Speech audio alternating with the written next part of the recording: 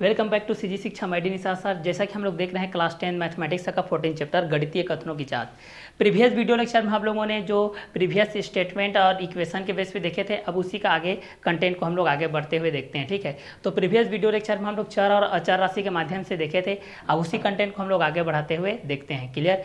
तो इसमें आप लोग गणितीय कथनों की जाँच जैसे कि करनी है तो आप लोगों का नेचुरल नंबर के बेसिस पे होता है, कि होल नंबर के बेसिस पे होता है, कि इंटीजर नंबर के बेसिस पे होता है, कि आप लोगों का इवन नंबर के बेसिस पे होता है, कि ऑड नंबर के बेसिस पे होता है, सम संख्या के बेसिस होता है कि विषम संख्या।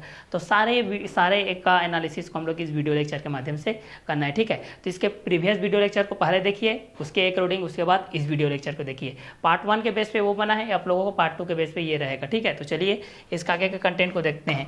तो इस कंटेंट के अकॉर्डिंग में जो चर और अचर राशि के माध्यम से हम लोग देखे थे, ठीक है, कि समीकरण को किस तरीके से सॉल्व किया जाता है, समीकरण को किस तरीके से हल किया जाता है। अब यहाँ पर इस कंटेंट के हिसाब से आप लोगों को थोड़ा नंबर सिस्टम को जानना बहुत जरूरी हो जाएगा। ठीक है, ये पार्ट 2 के बेस पे हो जाएगा, आप लोगों का नंबर सिस्टम को जानना जरूरी है। तो इस कंटेंट के हिसाब से आप लोग नंबर सिस्टम को जानिए भाई।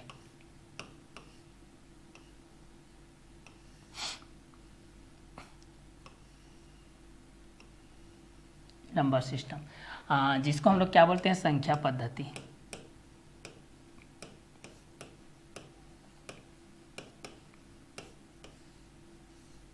जिसको हम लोग क्या बोलते हैं, संख्या पद्धति। तो नंबर सिस्टम को हम लोग यहाँ से जानते हैं, जिसको हम लोग क्या बोलते हैं, संख्या पद्धति बोलते हैं। तो इस संख्या पद्धति के अकॉर्डिंग में हम लोग इस चीज़ को जानते हैं कि संख्या पद्धति किस बेसिस पे होगा और किस किस कंटेंट के अकॉर्डिंग होगा। इस चीज़ को हम लोग यहाँ से क्या करते हैं, जानते हैं भाई कि ये दोनों किस किस कंटेंट के अकॉर्डिंग में रहेगा और किसके बेसिस पे रहेगा। तो नंबर सिस्टम, संख्या पद्धति। संख्या पद्धति को हम लोग इस चीज़ को जानते हैं, बिना संख्या पद्धति, बिना नंबर सिस्टम के आप लोगों को गणितीय कथनों की जांच नहीं हो पाएगी और गणितीय कथन के जितने भी क्वेश्चन रहेंगे इसी से रिलेटेड रहते हैं। ठीक है, तो नंबर सिस्टम की जानकारी होना आप लोग को बहुत ही जरूरी होता है भाई। ठीक है, तो नंबर सिस्टम के अकॉर्डिंग में हम लोग इस चीज़ को देखते हैं भाई। तो जैसे कि प्रीवियस वीडियो लेक्चर में हम लोगों ने वेरिएबल कंसोनेंट के बेस पे देखे थे कि चर राशि क्या होती है, अचर राशि क्या होती है। दो चीज़ देखे थे ना, इसको मैं रिपीट करना चाहूँगा थोड़ा सा। एक चर के माध्यम से देखे थे और दूसरा हम लोग अचर के माध्यम से देखेंगे। ठीक है, क्योंकि प्रीवियस वीडियो लेक्चर को भी बताना हम लोगों को जरूरी है। चर और अचर के माध्यम से देखे थे। चर के माध्यम से हम लोग एक चीज़ जाने थे कि ये एक्स, वाई और जेड के बेसिस होता है। अचर आप लोगों का 1, 2 और 3 के बेसिस पे होता है। ये आप लोगों का एक्स, वाई, जेड, ये आप लोगों का 1, 2, 3 के बेसिस पे होता है। ठीक है, तो चर के माध्यम से हमारे पास जो एक्स होता है, वाई होता है, जेड होता है। अचर के माध्यम से हम लोगों का 1, 2, 3 के माध्यम से होता है। ठीक है, तो चर जिसका मान बदलता है इसको मैं बता चुका हूँ, और जिसका मान बदलता है वो चर होता है भाई, और जिसका मान नहीं बदलता वो अचर होता है भाई। और जिसको हम लोग एक्स, वाई, जेड के रूप में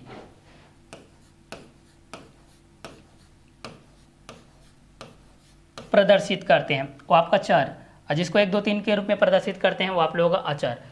चर का मान अस्थिर होता है, ये 3 वर्ड याद रखिए भाई। इसका मान होता है अस्थिर भाई, और अचर का मान होता है भाई स्थिर।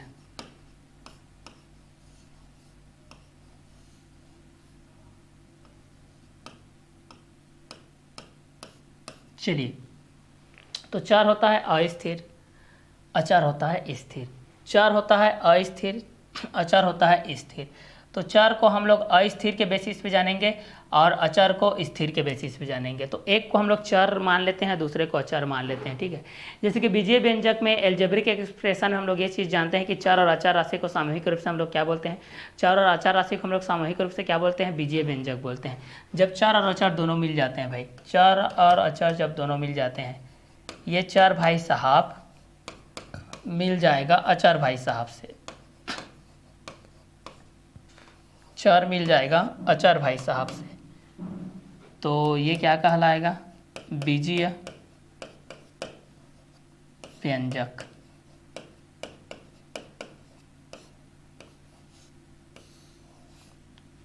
ठीक है, तो चर जब मिलता है अचर के साथ तो ये बीजीय व्यंजक कहलाता है।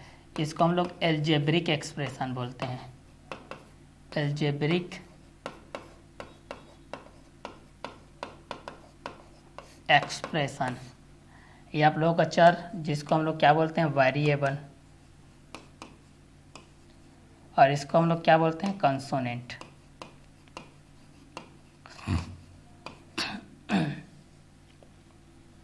नंबर सिस्टम के बारे में हम लोग जानेंगे। तो चर एक्स वाई जेड के रूप है और अचर आप लोगों का 1 2 3 के रूप में है। चर आप लोगों का एक्स वाई जेड के रूप में है और अचर आप लोगों का 1 2 3 के रूप में है। चर अस्थिर होता है,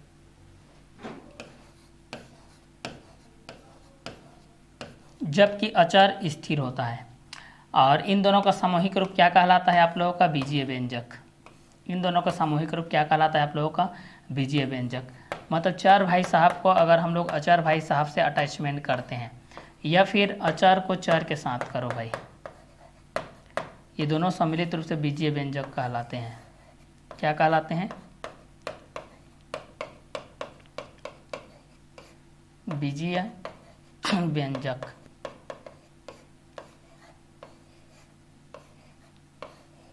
चलिए, बीजीय व्यंजक। तो प्रीवियस वीडियो लेक्चर में यही चीज़ मैं आप लोगों को बताया था कि इस कंटेंट के हिसाब से कि चर के बेस पे हम लोग इस चीज़ को देखते हैं एक्स वाई जेड, अचर के बेस पे देखते हैं 1 2 3। चर के बेस में देखते हैं एक्स वाई जेड और अचर के बेस पे देखते हैं 1 2 3। चर के बेस में देखते हैं एक्स वाई जेड, अचर के बेस में देखते हैं 1 2 3। चर के बेस में देखते हैं एक्स वाई जेड, अचर के बेस में देखते हैं 1 2 3।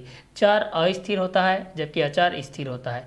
चर और अचर को दोनों को सामूहिक रूप से हम लोग क्या बोलते हैं? बीजीय व्यंजक बोलते हैं। क्या बोलते हैं भाई? इस चीज़ को हम लोग बीजीय व्यंजक बोलते हैं। एल्जेब्रिक एक्सप्रेशन, इस चीज़ को हम लोग क्या बोलते हैं? बीजीय व्यंजक बोलते हैं। तो किसके अंतराल में आता है? बीजीय व्यंजक के अंतर्गत में आता है। तो चर और अचर दोनों के बेस पे हम लोग इस चीज़ को देखते हैं। तो चर के माध्यम से हम लोग इस चीज़ को देखेंगे तो एक्स वाई जेड हो जाएगा। अचर के बेस पे देखेंगे तो 1 2 3 हो जाएगा। चर अस्थिर होता है जबकि अचर स्थिर होता है। चर और अचर को दोनों को सामूहिक रूप से हम लोग क्या बोलते हैं? बीजीय व्यंजक बोलते हैं। तो वेरिएबल के बेस पे चर होता है, कॉन्सोनेंट के बेस पे अचर होता है। और बीजीय व्यंजक के बेस पे देखते हैं तो ये आप लोगों का एल्जेब्रिक एक्सप्रेशन होता है। तो एल्जेब्रिक एक्सप्रेशन जो कि बीजीय व्यंजक के बेस होता है, जो कि चर और अचर को दोनों को सम्मिलित रूप से हम लोग बीजीय व्यंजक बोलते हैं। तो चर और अचर दोनों मिल जाएगा तो आप लोगों का बीजीय व्यंजक कहलाएगा, जो कि एल्जेब्रिक एक्सप्रेशन के अंतर्गत आएगा। अब हमारा मोस्ट इंपॉर्टेंट कंटेंट के बेस पे आते हैं, संख्या पद्धति, नंबर सिस्टम। नंबर सिस्टम में हम लोग स्टार्टिंग में हम लोग जो पहला नाम देखते हैं भाई, वो आप लोगों का जो होगा वो पहला नाम है आप लोगों का नेचुरल नंबर। इतना डिटेल आपको कहीं नहीं मिलेगा, अच्छे से देखिए। नेचुरल नंबर होगा जिसको बोला जाता है प्राकृत संख्या।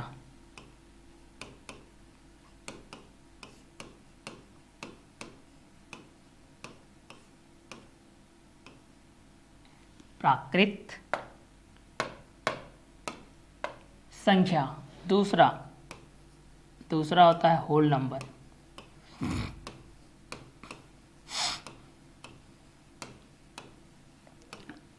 होल नंबर को बोला जाता है भाई पूर्ण संख्या।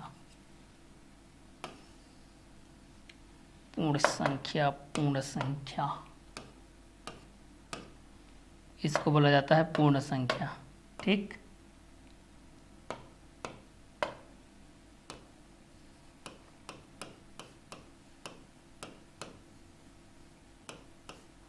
और तीसरा जो होता है भाई, तीसरा होता है इंटीजर नंबर। तीसरा होता है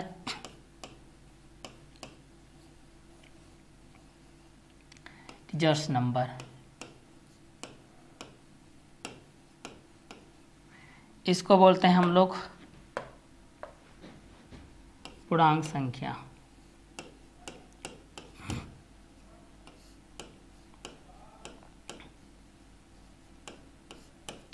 पूर्णांक संख्या और पूर्णांक संख्या, ठीक है। और चौथा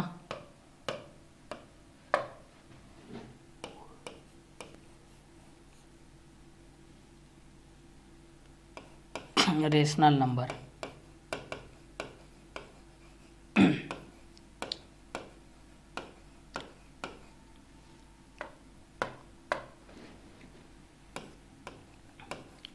परिमेय संख्या।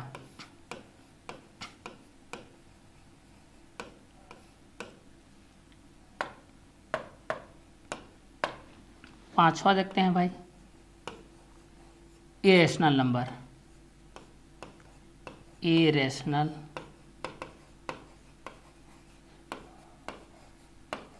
Irrational number. इरेशनल नंबर होता है अपरिमेय संख्या।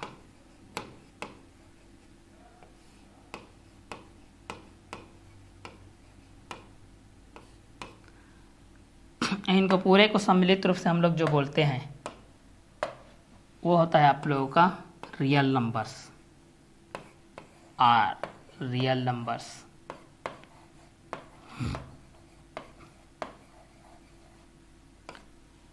रियल नंबर्स वास्तविक संख्याएं, ये हो जाएगा आप लोगों का वास्तविक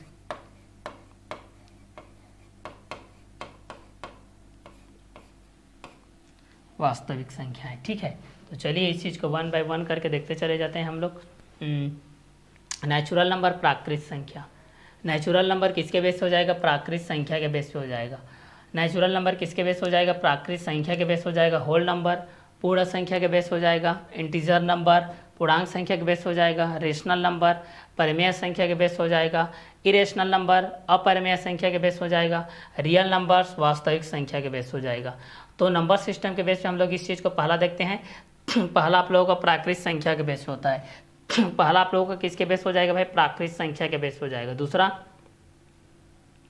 पूर्ण संख्या के बेस हो जाएगा। तीसरा इंटीजर नंबर पूर्णांक संख्या के बेस हो जाएगा। चौथा रेशनल नंबर परिमेय संख्या के बेस हो जाएगा। पांचवा इरेशनल नंबर अपरिमेय संख्या के बेस हो जाएगा। छठवां नंबर वास्तविक संख्या। इसको सम्मिलित रूप से हम लोग पूरा वास्तविक संख्या के बेस से हम लोग इस चीज़ को जानते हैं। तो पहला हम लोग जानते हैं प्राकृत संख्या के बारे में। पहला हम लोग किसके बारे में जानेंगे? प्राकृत संख्या नेचुरल नंबर के बारे में जानेंगे। फिर हम लोग होल नंबर पूर्ण संख्या के बारे में जानेंगे। फिर इंटीजर नंबर पूर्णांक संख्या के बारे में जानेंगे। फिर रेशनल नंबर परिमेय संख्या के बारे में जानेंगे। फिर इरेशनल नंबर अपरिमेय संख्या के बारे में जानेंगे। फिर इन सब का समुदाय वास्तविक संख्या रियल नंबर्स के बारे में हम लोग इस चीज़ को जानेंगे। ठीक है, तो नंबर सिस्टम के अकॉर्डिंग में जो फर्स्ट कंटेंट होता है वो आप लोगों का नेचुरल नंबर होता है। जो फर्स्ट कंटेंट होता है वो आप लोगों का क्या होता है? नेचुरल नंबर होता है, जिसको हम लोग क्या बोलते हैं? वास्तविक संख्या बोलते हैं। जिसको हम लोग क्या बोलते हैं? जिसको हम लोग बोलते हैं नेचुरल नंबर प्राकृत संख्या। आप लोगों को ये फर्स्ट कंटेंट होता है नेचुरल नंबर प्राकृत संख्या। सेकेंड कंटेंट होता है होल नंबर पूर्ण संख्या। तीसरा होता है इंटीजर नंबर पूर्णांक संख्या। चौथा होता है रेशनल नंबर परिमेय संख्या। पांचवा होता है इरेशनल नंबर अपरिमेय संख्या। छठवां होता है रियल नंबर्स वास्तविक संख्या। तो पहला होता है नेचुरल नंबर प्राकृत संख्या। दूसरा होता है होल नंबर पूर्ण संख्या। तीसरा होता है इंटीजर नंबर पूर्णांक संख्या। चौथा होता है रेशनल नंबर परिमेय संख्या। पांचवा होता है इरेशनल नंबर अपरिमेय संख्या। छठवां होता है रियल नंबर्स वास्तविक संख्या। ठीक है, तो इसको वन बाय वन करके हम लोग यहाँ पर क्या करने वाले हैं? जानने वाले हैं भाई कि आगे क्या क्या होगा, किस किस कंटेंट के अकॉर्डिंग होगा और किसके किसके बेसिस में होते जाएगा। तो ये सारे चीज़ को हम लोग यहाँ से जानेंगे। तो पहला कंटेंट है नेचुरल नंबर प्राकृत संख्या के बेस पे। दूसरा है होल नंबर पूर्ण संख्या के बेस पे। तीसरा है इंटीजर नंबर पूर्णांक संख्या के बेस पे। चौथा है रेशनल नंबर परिमेय संख्या के बेस पे।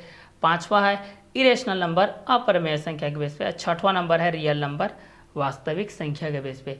तो पहला प्राकृत संख्या के बारे में जानेंगे, जिसको नेचुरल नंबर बोला जाता है। दूसरा होल नंबर, जिसको बोला जाता है पूर्ण संख्या। तीसरा इंटीजर नंबर, जिसको बोला जाता है पूर्णांक संख्या। चौथा रेशनल नंबर, जिसको बोला जाता है परिमेय संख्या। पांचवा इरेशनल नंबर अपरिमेय संख्या। छठवां रियल नंबर वास्तविक संख्या। तो पहला क्या है? नंबर सिस्टम का पहला फैमिली मेंबर कौन है? प्राकृत संख्या है, नेचुरल नंबर। दूसरा कौन है भाई? होल नंबर पूर्ण संख्या। तीसरा कौन है भाई? इंटीजर नंबर पूर्णांक संख्या। चौथा कौन है भाई? रेशनल नंबर परिमेय संख्या। पांचवा कौन है भाई? इरेशनल नंबर अपरिमेय संख्या। छठवा कौन है भाई?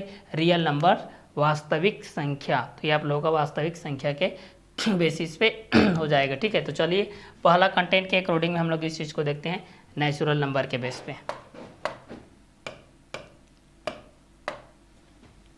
हमारा पहला है नेचुरल नंबर।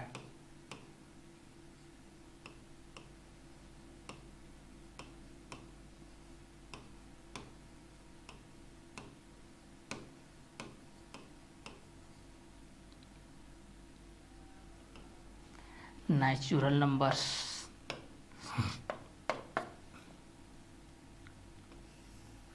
ये आप लोगों का नेचुरल नंबर हो जाएगा, जिसको हम लोग क्या बोलते हैं, प्राकृत संख्या।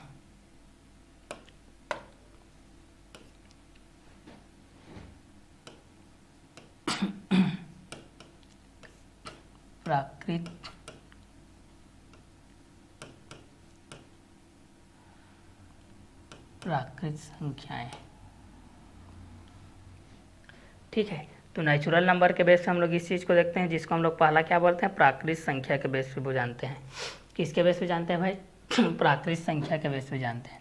तो इस प्राकृत संख्या के बेस पे हम लोग इस चीज़ को जानते हैं भाई, इसका कौन कौन से कंटेंट होता है। ये फैमिली नंबर 1 है, ठीक है, फर्स्ट कंटेंट है नंबर सिस्टम का। ये नंबर सिस्टम का फर्स्ट कंटेंट है, फर्स्ट फैमिली मेंबर है, ठीक है। तो नेचुरल नंबर जिसको क्या बोला जाता है, प्राकृत संख्या। जिन संख्याओं को हम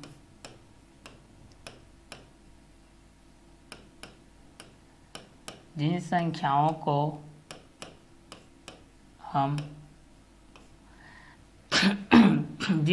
को हम गिनती या गणना के रूप में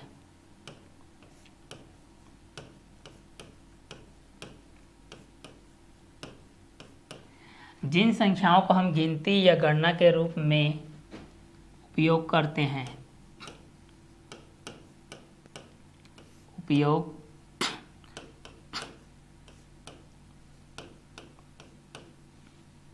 जिन संख्याओं को हम गिनती या गणना के रूप में उपयोग करते हैं, प्राकृत संख्याएं कहलाती है।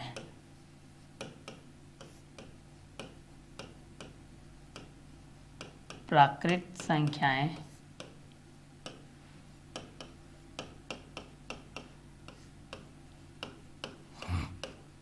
कहलाती है। तो नेचुरल नंबर में हम लोग इस चीज़ को जान रहे हैं भाई, प्राकृत संख्याएं। नेचुरल नंबर के बेस पे हम लोग इस चीज़ को देखते हैं, प्राकृत संख्याएं। जिन संख्याओं को हम गिनती या गणना के रूप में उपयोग करते हैं, जिन संख्याओं को हम गिनती या गणना के रूप में उपयोग करते हैं भाई, जिन संख्याओं को हम गिनती या गणना के रूप में उपयोग करते हैं, प्राकृत संख्याएं कहलाती है।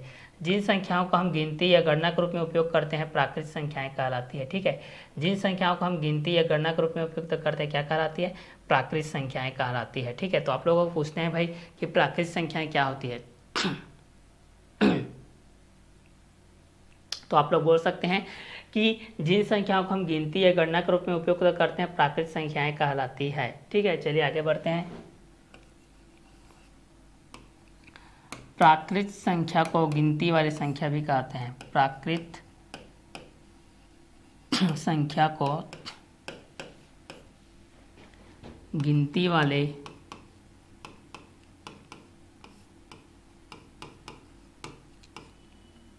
प्राकृत संख्या को गिनती वाले संख्या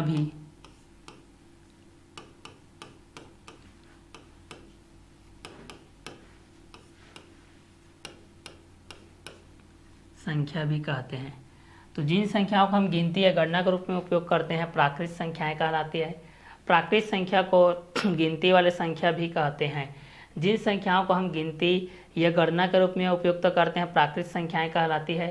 प्राकृत संख्या को गिनती वाले संख्या भी कहते हैं। तो जिन संख्याओं को हम गिनती या गणना के रूप में उपयोग करते हैं, प्राकृत संख्याएं कहलाती है। प्राकृत संख्या को गिनती वाले संख्या भी कहते हैं। तो जिन संख्याओं को हम गिनती या गणना के रूप में उपयोग करते हैं, प्राकृत संख्याएं कहलाती है। प्राकृत संख्या को गिनती वाले संख्या भी कहते हैं। तो जिन संख्याओं को हम गिनती के रूप में उपयोग करते हैं, जैसे कि आपके घर में कितने सदस्य हैं, आपके घर में कितने कमरे हैं, आपके घर में कितने खिड़कियां हैं, आपके घर में कितने शीशे हैं, आपके घर में कितनी थाली है, आपके घर में कितने टेबल हैं, आपके घर में कितनी चेयर हैं, आपके घर में कितने पेड़ हैं। इस तरीके से हम लोग काउंटेबल, जिसको हम लोग गिनती के रूप में उपयोग करते हैं, जिसको काउंट करते हैं 1 2 3 4 5 6। आपके क्लास में कितने बच्चे हैं, आपके पास कितने बुक हैं, आपके पास कितने कॉपी हैं, आपके पास कितने पेन हैं, आपके पास कितने पेंसिल हैं, आपके पास कितने रबड़ है। इस तरीके से पूछते हैं ना, तो हम लोग जो काउंट करते हैं, गिनती करते हैं 1 2 3 4 5, ना चाहते हुए हम लोग 0 से कभी काउंटिंग सुने हो नहीं, केवल 1 से स्टार्ट होती है। तो जिसकी गिनती 1 से स्टार्ट होती है, वह क्या कहलाती है, प्राकृत संख्या कहलाती है। वह क्या कहलाती है, प्राकृत संख्या कहलाती है। वह क्या कहलाती है, नेचुरल नंबर कहलाती है।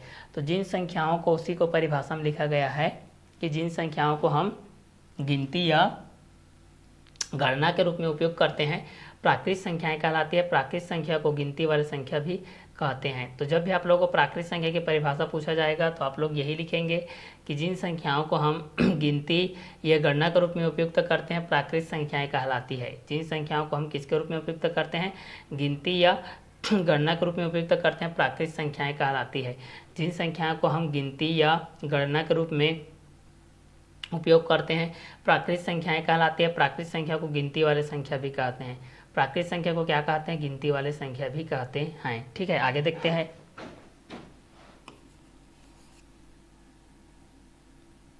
प्राकृत संख्या की शुरुआत प्राकृत संख्या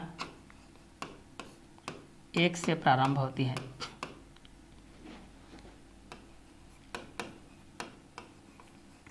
एक से प्रारंभ होती है। सबसे छोटी प्राकृत संख्या प्राकृत संख्या यहाँ से लिख सकते हैं, प्राकृत संख्या को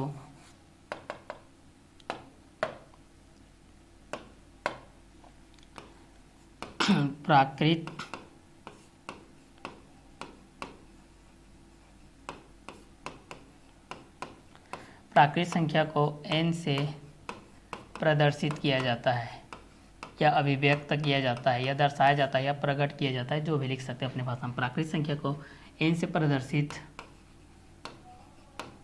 किया जाता है। प्राकृत संख्या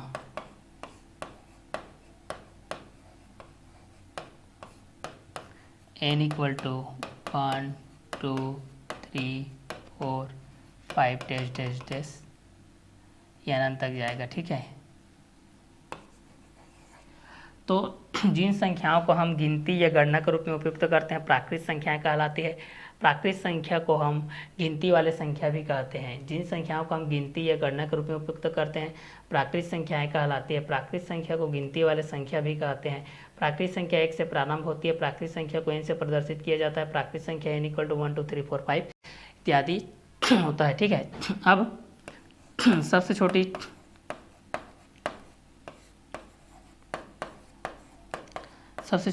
प्राकृत संख्या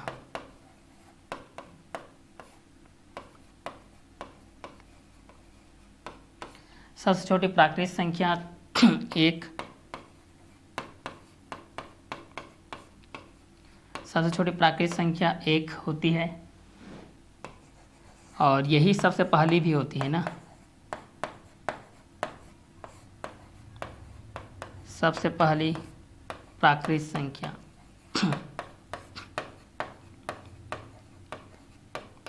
सबसे पहली प्राकृत संख्या 1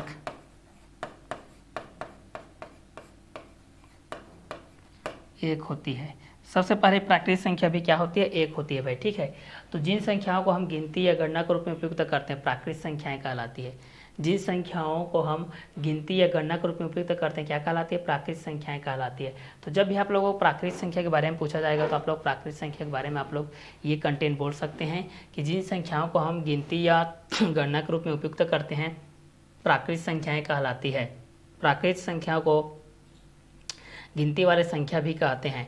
तो प्राकृत संख्या 1 से प्रारंभ होती है। प्राकृत संख्या को n से प्रदर्शित किया जाता है। प्राकृत संख्या को किससे प्रदर्शित किया जाता है, n से प्रदर्शित किया जाता है। तो प्राकृत संख्या के बेस पर हम लोग इस चीज़ को जान सकते हैं कि जिन संख्याओं को हम गिनती या गणना के रूप में उपयुक्त करते हैं, प्राकृत संख्याएं कहलाती है। जिन संख्याओं को हम गिनती या गणना के रूप में उपयुक्त करते हैं, प्राकृत संख्याएं कहलाती है। प्राकृत संख्या किसको कहते हैं भाई, तो जिन संख्याओं को हम गिनती या गणना के रूप में उपयुक्त करते हैं, प्राकृत संख्या कहलाती है। प्राकृत संख्या को गिनती वाले संख्या भी कहते हैं। प्राकृत संख्या को क्या कहते हैं, गिनती वाले संख्या भी कहते हैं। तो प्राकृत संख्या के बेस पे हम लोग इस चीज़ को जान सकते हैं कि जिन संख्याओं को हम गिनती या गणना के रूप में उपयुक्त करते हैं, प्राकृत संख्याएं कहलाती है। प्राकृत संख्याओं को गिनती वाले संख्या भी कहते हैं। तो जिन संख्याओं को हम गिनती या गणना के रूप में देखते हैं भाई, जिन संख्याओं को हम लोग किसके रूप में देखते हैं, गिनती या गणना के रूप में देखते हैं। तो जिन संख्याओं को हम गिनती या गणना के रूप में उपयोग करते हैं प्राकृत संख्याएं कहलाती है। प्राकृत संख्या को गिनती वाले संख्या भी कहते हैं। प्राकृत संख्या 1 से प्रारंभ होती है। प्राकृत संख्या को n से प्रदर्शित किया जाता है। प्राकृत संख्या n equal to 1 2 3 4 5 dash dash dash के माध्यम से होती है। सबसे छोटी प्राकृत संख्या एक होती है, क्योंकि प्राकृत संख्या की शुरुआत 1 से ही होती है। सबसे पहले प्राकृत संख्या भी 1 होती है। सबसे बड़ी प्राकृत संख्या ज्ञात करना संभव है, क्योंकि किसी संख्या में एक और जोड़ेंगे तो उसकी आगे की संख्या प्राप्त हो जाएगी। सबसे बड़ी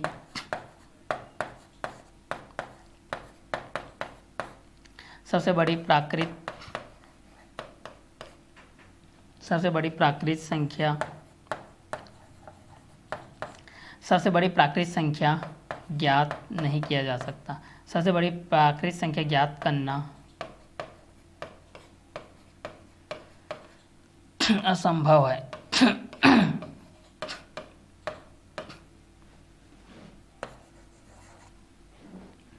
जिन संख्याओं को हम गिनती या गणना के रूप में उपयुक्त करते हैं प्राकृत संख्याएं कहलाती है। प्राकृत संख्या गिनती वाले संख्या भी कहते हैं। प्राकृत संख्या को क्या कहते हैं? गिनती वाले संख्या भी कहते हैं। तो जिन संख्याओं को हम गिनती या गणना के रूप में उपयुक्त करते हैं, जिन संख्याओं को हम गिनती या गणना के रूप में क्या करते हैं? उपयोग करते हैं भाई। जिन संख्याओं को हम गिनती या गणना के रूप में उपयुक्त करते हैं प्राकृत संख्याएं कहलाती है। प्राकृत संख्या को गिनती वाले संख्या भी कहते हैं। तो जिन संख्याओं को हम गिनती या गणना के रूप में उपयोग करते हैं प्राकृत संख्याएं कहलाती है। प्राकृत संख्या को गिनती वाले संख्या भी कहते हैं। जिन संख्याओं को हम गिनती या गणना के रूप में उपयुक्त करते हैं प्राकृत संख्याएं कहलाती है भाई। तो जिन संख्याओं को हम किसके रूप में उपयुक्त करते हैं? जिन संख्याओं को हम गिनती या गणना के रूप में उपयुक्त करते हैं प्राकृत संख्याएं कहलाती है। प्राकृत संख्या को गिनती वाले संख्या भी कहते हैं। प्राकृत संख्या 1 से प्रारंभ होती है। प्राकृत संख्या कहाँ से प्रारंभ होती है? 1 से प्रारंभ होती है। प्राकृत संख्या को n से प्रदर्शित किया जाता है। प्राकृत संख्या n equal to 1 2 3 4 5 dash dash dash होती है। सबसे छोटी प्राकृत संख्या 1 होती है। सबसे पहले प्राकृत संख्या 1 होती है। ठीक है, तो इस कंटेंट के हिसाब से भी हम लोग ये सारे चीज़ को क्या कर सकते हैं? जान सकते हैं भाई कि जिन संख्याओं को हम गिनती के रूप में उपयुक्त करते हैं, जिन संख्याओं को हम लोग किसके रूप में उपयुक्त करते हैं? जिन संख्याओं को हम लोग गिनती के रूप में उपयुक्त करते हैं, जिन संख्या को हम गिनती के रूप में या गणना के रूप में उपयोग करते हैं प्राकृत संख्याएं कहलाती है। प्राकृत संख्या को गिनती वाली संख्या भी कहते हैं। प्राकृत संख्या 1 से प्रारंभ होती है। प्राकृत संख्या कितने से प्रारंभ होती है? तो प्राकृत संख्या 1 से प्रारंभ होती है भाई। ठीक है, प्राकृत संख्या कितने से प्रारंभ होती है? 1 से प्रारंभ होती है। प्राकृत संख्या को n से प्रदर्शित किया जाता है। प्राकृत संख्या n इक्वल टू 1 2 3 4 5 के बेसिस पे होते जाता है। ठीक है, इस कंटेंट के अकॉर्डिंग में भी हम लोग इस चीज़ को क्या कर सकते हैं?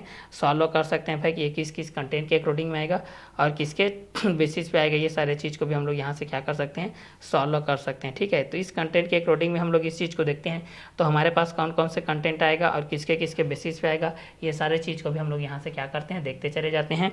तो यहाँ से हम लोग इस चीज़ को देखते हैं कि जिन संख्याओं को हम गिनती या गणना के रूप में उपयोग करते हैं प्राकृत संख्याएं कहलाती है। जिन संख्या को हम गिनती या गणना के रूप में उपयोग करते हैं क्या कहलाती है? प्राकृत संख्याएं कहलाती है। प्राकृत संख्या को गिनती वाले संख्या भी कहते हैं। प्राकृत संख्या 1 से प्रारंभ होती है। प्राकृत संख्या को n से प्रदर्शित किया जाता है। प्राकृत संख्या n equal to 1 2 3 4 5 dash dash dash होती है। सबसे छोटी प्राकृत संख्या 1 होती है। सबसे पहले प्राकृत संख्या 1 होती है। सबसे बड़ी प्राकृत संख्या ज्ञात करना असंभव है। ठीक है, ठीक है, संख्या बाद में आने वाली संख्या को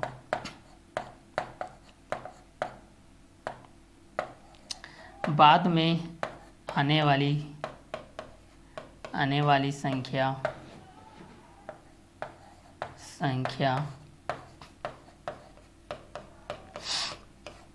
परवर्ती संख्या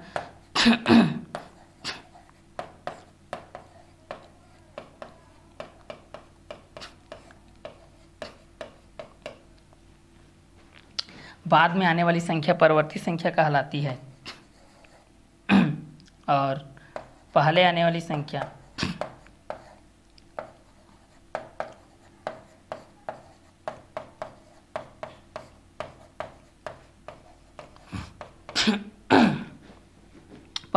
संख्या पूर्ववर्ती संख्या कहलाती है।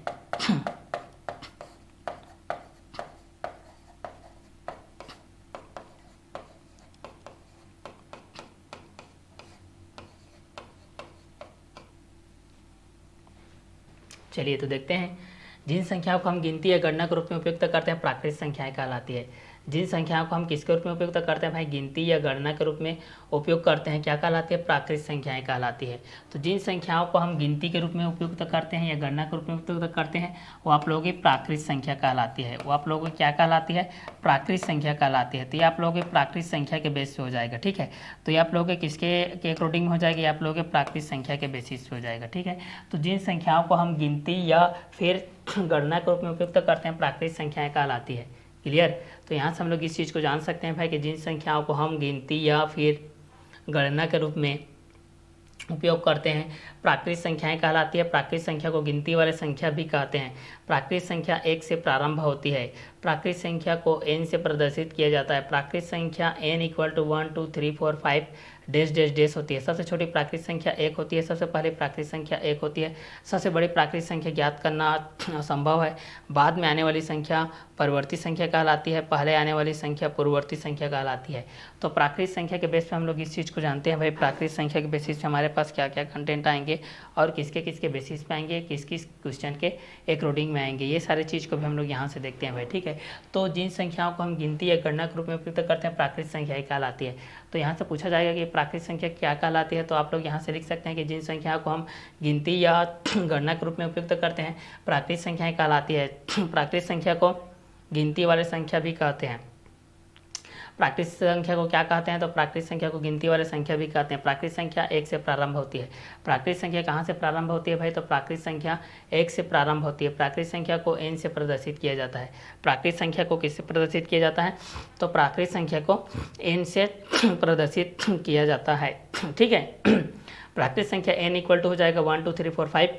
सबसे छोटी प्राकृत संख्या 1 होती है। सबसे छोटी प्राकृत संख्या क्या होती है, 1 होती है। सबसे पहले प्राकृत संख्या क्या होती है, 1 होती है। सबसे बड़ी प्राकृत संख्या ज्ञात करना असंभव है। बाद में आने वाली संख्या परवर्ती संख्या कहलाती है। पहले आने वाली संख्या को पूर्ववर्ती संख्या कहते हैं। तो यहाँ पर आप लोगों को दो संख्याओं का भी ज्ञान हो गया। परवर्ती संख्या किसको बोलते हैं, पूर्ववर्ती संख्या किसको बोलते हैं, ठीक है। तो बाद में आने वाली संख्या क्या होती है, परवर्ती संख्या होती है और पहले आने वाली संख्या क्या होती है, पूर्ववर्ती संख्या होती है, ठीक है। ये आप लोगों की परवर्ती संख्या हो गया, ठीक है। और पहले आने वाली संख्या क्या होती है, पूर्ववर्ती संख्या, ठीक है। तो यहाँ से नेचुरल नंबर के बेस से हम लोग इस चीज़ को देख लेते हैं।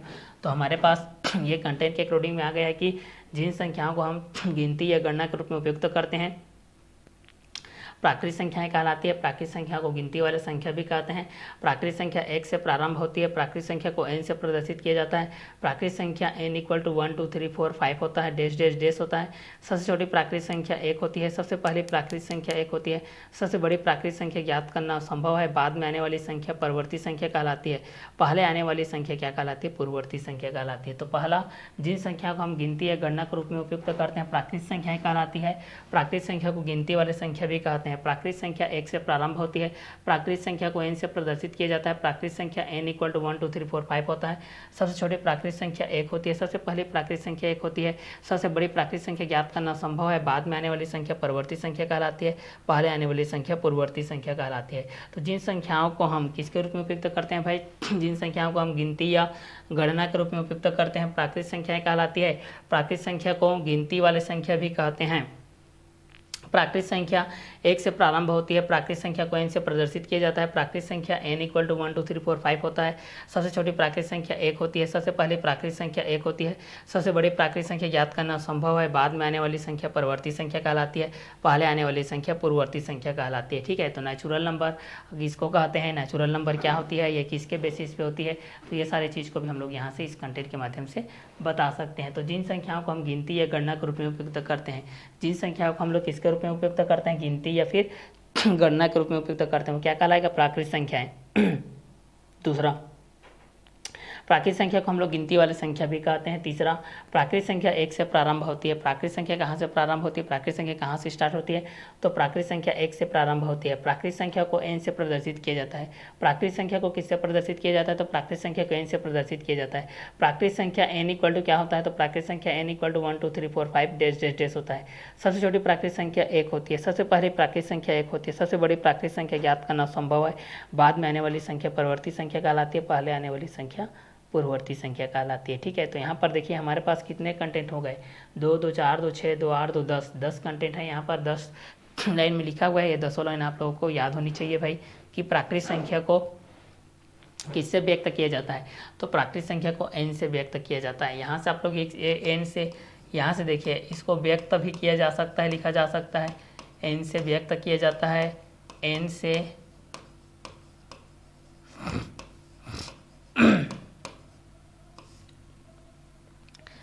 अभिव्यक्त किया जाता है,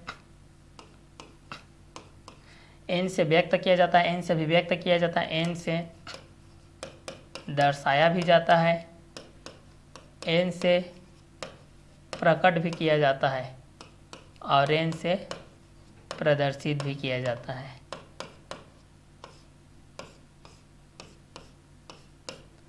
ये सारे वर्ड एक ही प्रकार से हैं, ठीक है।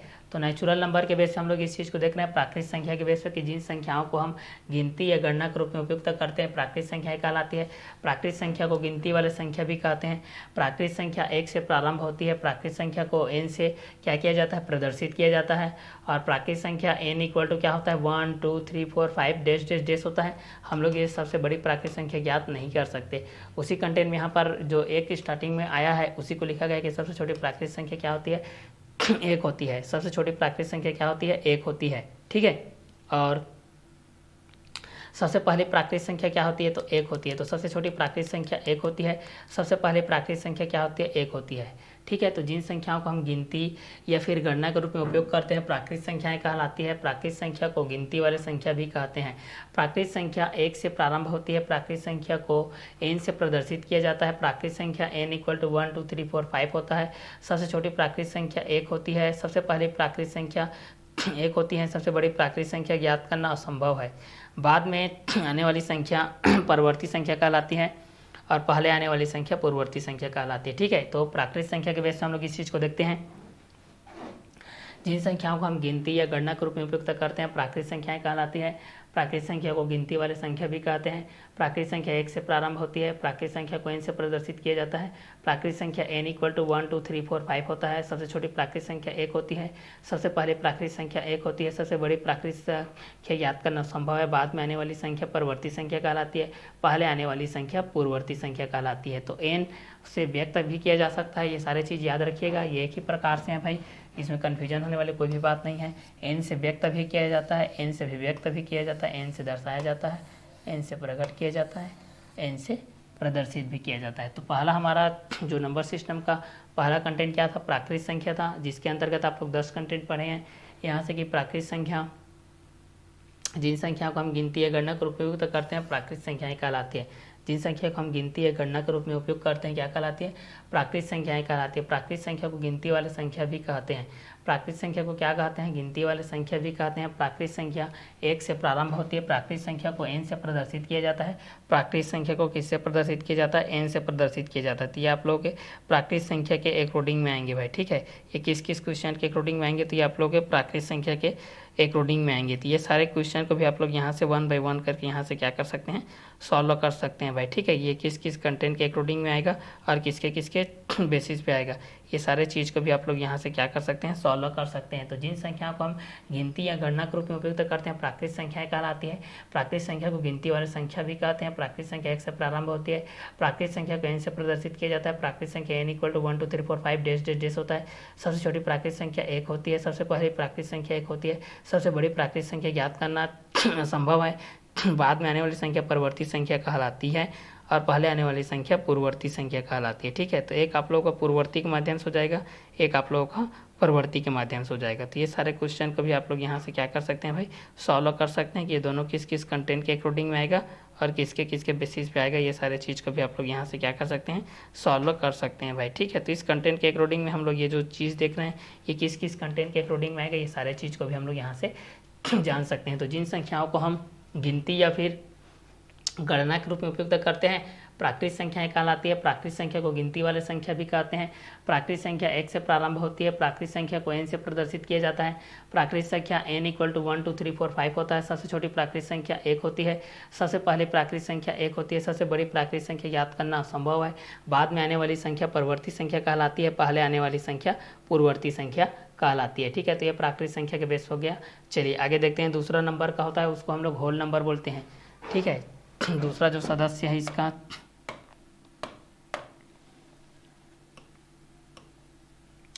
दूसरा सदस्य है, इसको हम लोग होल नंबर बोलते हैं।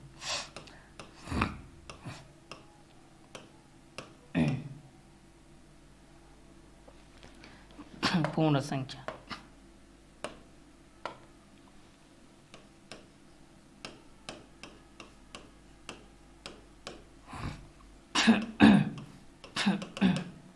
पूर्ण संख्या, ठीक है।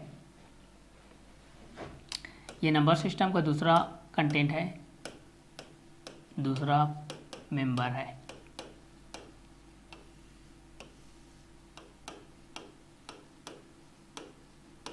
संख्या पद्धति का, ठीक है। तो चलिए इसी के बेस पे देखते हैं। तो दूसरा नंबर में हम लोग इस चीज़ को देखते हैं होल नंबर के बेस पे। किसके बेस पे देखते हैं भाई? इस चीज़ को हम लोग होल नंबर के बेस पे देखते हैं। होल नंबर के बेसिस पे हमारे पास क्या क्या कंटेंट आएगा। तो होल नंबर के बेसिस पे हम लोग इस चीज़ को देखते हैं, हमारे पास कौन से कंटेंट आते हैं, किसके बेसिस पे आते हैं, ठीक है।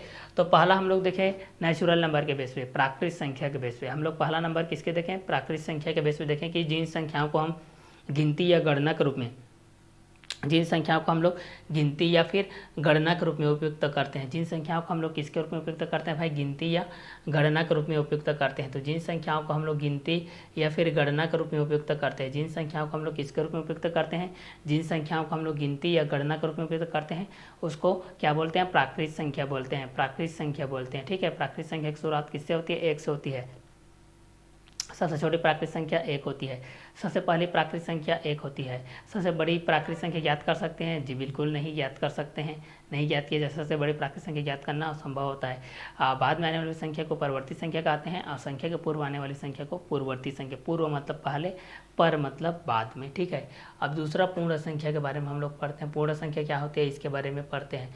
होल नंबर मतलब पूर्ण संख्या, ठीक है। होल मतलब छेद जो गोल होता है और जो पूर्ण होता है। चलिए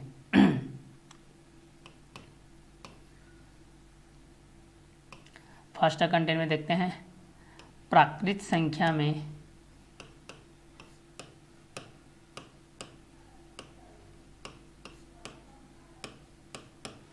प्राकृतिक संख्या में शून्य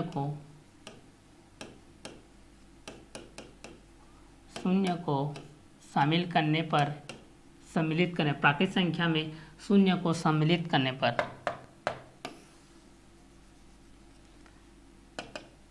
प्राकृतिक संख्या में शून्य को सम्मिलित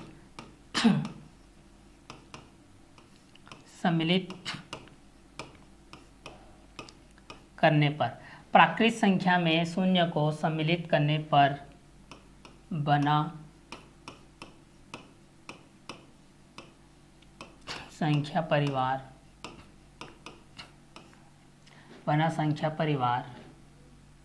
पूर्ण संख्या कहलाता है। पूर्ण संख्या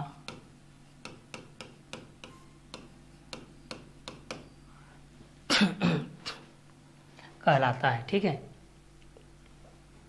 तो हमारे पास जो प्राकृतिक संख्या का परिवार प्राप्त हुआ है n = 1 2 3 4 5 6 7 8 9 10 डेज के माध्यम से, अगर उस फैमिली में भाई प्राकृतिक संख्या में शून्य को सम्मिलित करने पर, प्राकृतिक संख्या में शून्य को सम्मिलित करने पर, किसमें? प्राकृतिक संख्या में, ठीक है। तो प्राकृतिक संख्या में शून्य को सम्मिलित करने पर किसमें? प्राकृतिक संख्या में। प्राकृतिक संख्या क्या होती है? n = 1 2 3 4 5 डेज जो होती है ना, उसी संख्या में ना, ठीक है। तो प्राकृतिक संख्या में शून्य को सम्मिलित करने पर बना संख्या परिवार पूर्ण संख्या कहलाता है। प्राकृतिक संख्या में शून्य को सम्मिलित करने पर, ठीक है। तो यहाँ से हम लोग इसी चीज़ को देखते हैं कि प्राकृतिक संख्या में शून्य को सम्मिलित करने पर बना संख्या परिवार पूर्ण संख्या कहलाता है। पूर्ण संख्या को W से दर्शाया जाता है, प्रदर्शित किया जाता है, अभिव्यक्त किया जाता है, प्रकट किया जाता है, लिखा जाता है, ऐसा लिख सकते हो। पूर्ण संख्या को W से दर्शाया जाता है।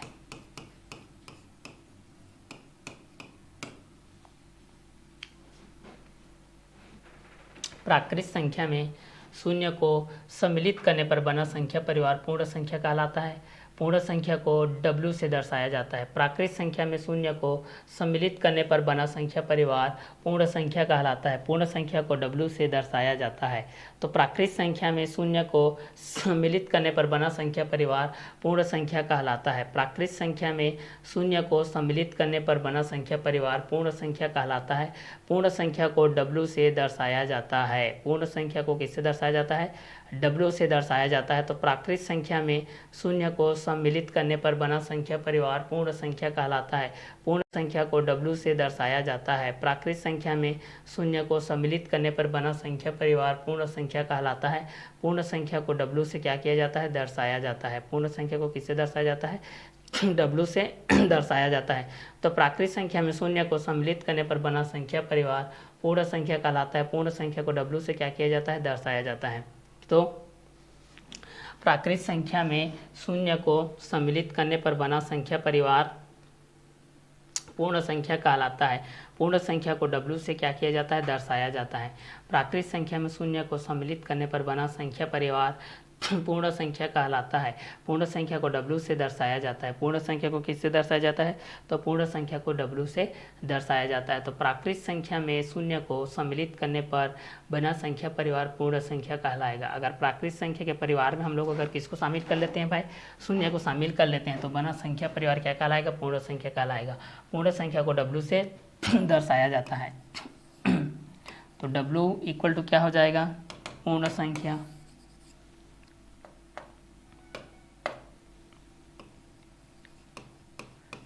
पूर्ण संख्या W equal to 0 1 2 3 4 5 dash dash dash हो जाएगा। अब यहाँ से लिख सकते हैं जैसे कि सबसे छोटी प्राकृत संख्या 1 होती थी, उसी प्रकार सबसे छोटी पूर्ण संख्या कौन होगी? देखो शुरू में कौन है? सबसे छोटी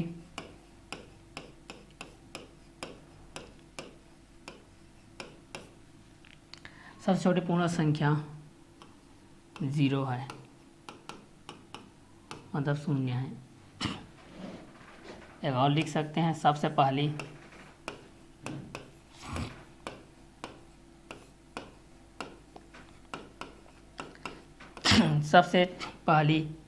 पूर्ण संख्या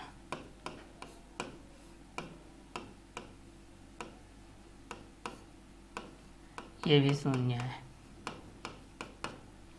ठीक है। तो प्राकृत संख्या में शून्य को सम्मिलित करने पर बना संख्या परिवार पूर्ण संख्या कहलाता है। प्राकृत संख्या में शून्य को सम्मिलित करने पर बना संख्या परिवार पूर्ण संख्या कहलाता है। पूर्ण संख्या को W से दर्शाया जाता है। प्राकृत संख्या में शून्य को सम्मिलित करने पर प्राकृत संख्या में किसको सम्मिलित करने पर भाई? प्राकृत संख्या में शून्य को सम्मिलित करने पर। प्राकृत संख्या में किसको सम्मिलित करने पर? तो प्राकृत संख्या में शून्य को सम्मिलित करने पर बना संख्या परिवार पूर्ण संख्या कहलाता है। पूर्ण संख्या को W से दर्शाया जाता है। पूर्ण संख्या को किससे दर्शाया जाता है? पूर्ण संख्या को W से दर्शाया जाता है। पूर्ण संख्या W equal to 0 1 2 3 4 5 dash dash dash होता है। ठीक है। तो पूर्ण संख्या के बेस पे हम लोग इस चीज़ को देखते हैं। प्राकृत संख्या में शून्य को सम्मिलित करने पर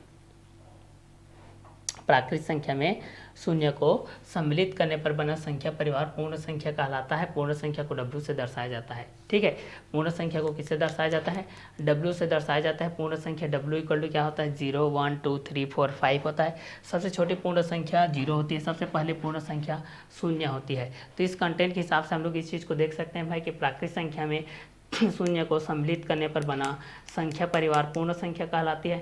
पूर्ण संख्या को W से दर्शाया जाता है। पूर्ण संख्या W इक्वल टू 0 1 2 3 4 5। सबसे छोटी पूर्ण संख्या शून्य होती है। सबसे पहली पूर्ण संख्या शून्य होती है। अब यहाँ से हम लोग इस चीज़ को सबसे बड़ी पूर्ण संख्या ज्ञात करना। सबसे बड़ी पूर्ण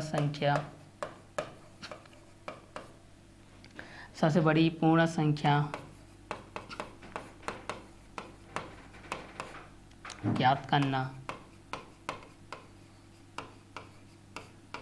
असंभव है। ठीक है। तो पूर्ण संख्या के बेस पे देखते हैं प्राकृत संख्या में शून्य को सम्मिलित करने पर, प्राकृत संख्या में शून्य को सम्मिलित करने पर, प्राकृत संख्या में शून्य को सम्मिलित करने पर, प्राकृत संख्या में किसको सम्मिलित करने पर, शून्य को सम्मिलित करने पर। ठीक है, तो प्राकृत संख्या में हम लोग किसको सम्मिलित कर रहे हैं भाई, शून्य को। तो प्राकृत संख्या में शून्य को सम्मिलित करने पर बना संख्या परिवार पूर्ण संख्या कहलाता है। बना संख्या परिवार क्या कहलाता है, पूर्ण संख्या कहलाता है। पूर्ण संख्या को W से दर्शाया जाता है। पूर्ण संख्या को किससे दर्शाया जाता है, W से दर्शाया जाता है भाई। पूर्ण संख्या को किससे दर्शाया जाता है, तो पूर्ण संख्या को W से दर्शाया जाता है। तो पूर्ण संख्या के बेसिस पे हम लोग इस चीज़ को देख लेते हैं। तो प्राकृत संख्या में शून्य को सम्मिलित करने पर बना संख्या परिवार पूर्ण संख्या कहलाता है। पूर्ण संख्या को W से दर्शाया जाता है। पूर्ण संख्या W equal to 0, 1, 2, 3, 4, 5 dash dash dash होती है। सबसे छोटी पूर्ण संख्या शून्य है, सबसे पहली पूर्ण संख्या 0 है, सबसे बड़ी पूर्ण संख्या ज्ञात करना असंभव है। तो दूसरा हमारा पास जो नंबर सिस्टम संख्या पद्धति का दूसरा फैमिली मेंबर है वो आप लोगों का पूर्ण संख्या है। तो पूर्ण संख्या के बेस पे हम लोग इस चीज़ को देख लेते हैं भाई।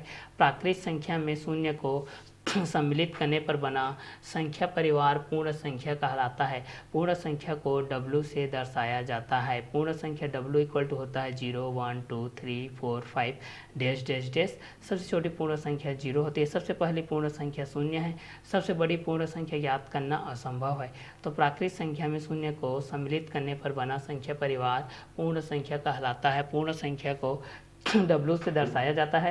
पूर्ण संख्या W इक्वल टू हमारे पास होता है 0, 1, 2, 3, 4, 5। सबसे छोटी पूर्ण संख्या, सबसे छोटी पूर्ण संख्या क्या होती है, शून्य होती है। ठीक है, सबसे पहली पूर्ण संख्या भी शून्य होती है, सबसे बड़ी पूर्ण संख्या याद करना असंभव होता है। ठीक है, तो पूर्ण संख्या के वजह हमारे पास ये आ गया कि प्राकृत संख्या में शून्य को सम्मिलित करने पर, प्राकृत संख्या में किसको सम्मिलित करने पर भाई, शून्य को।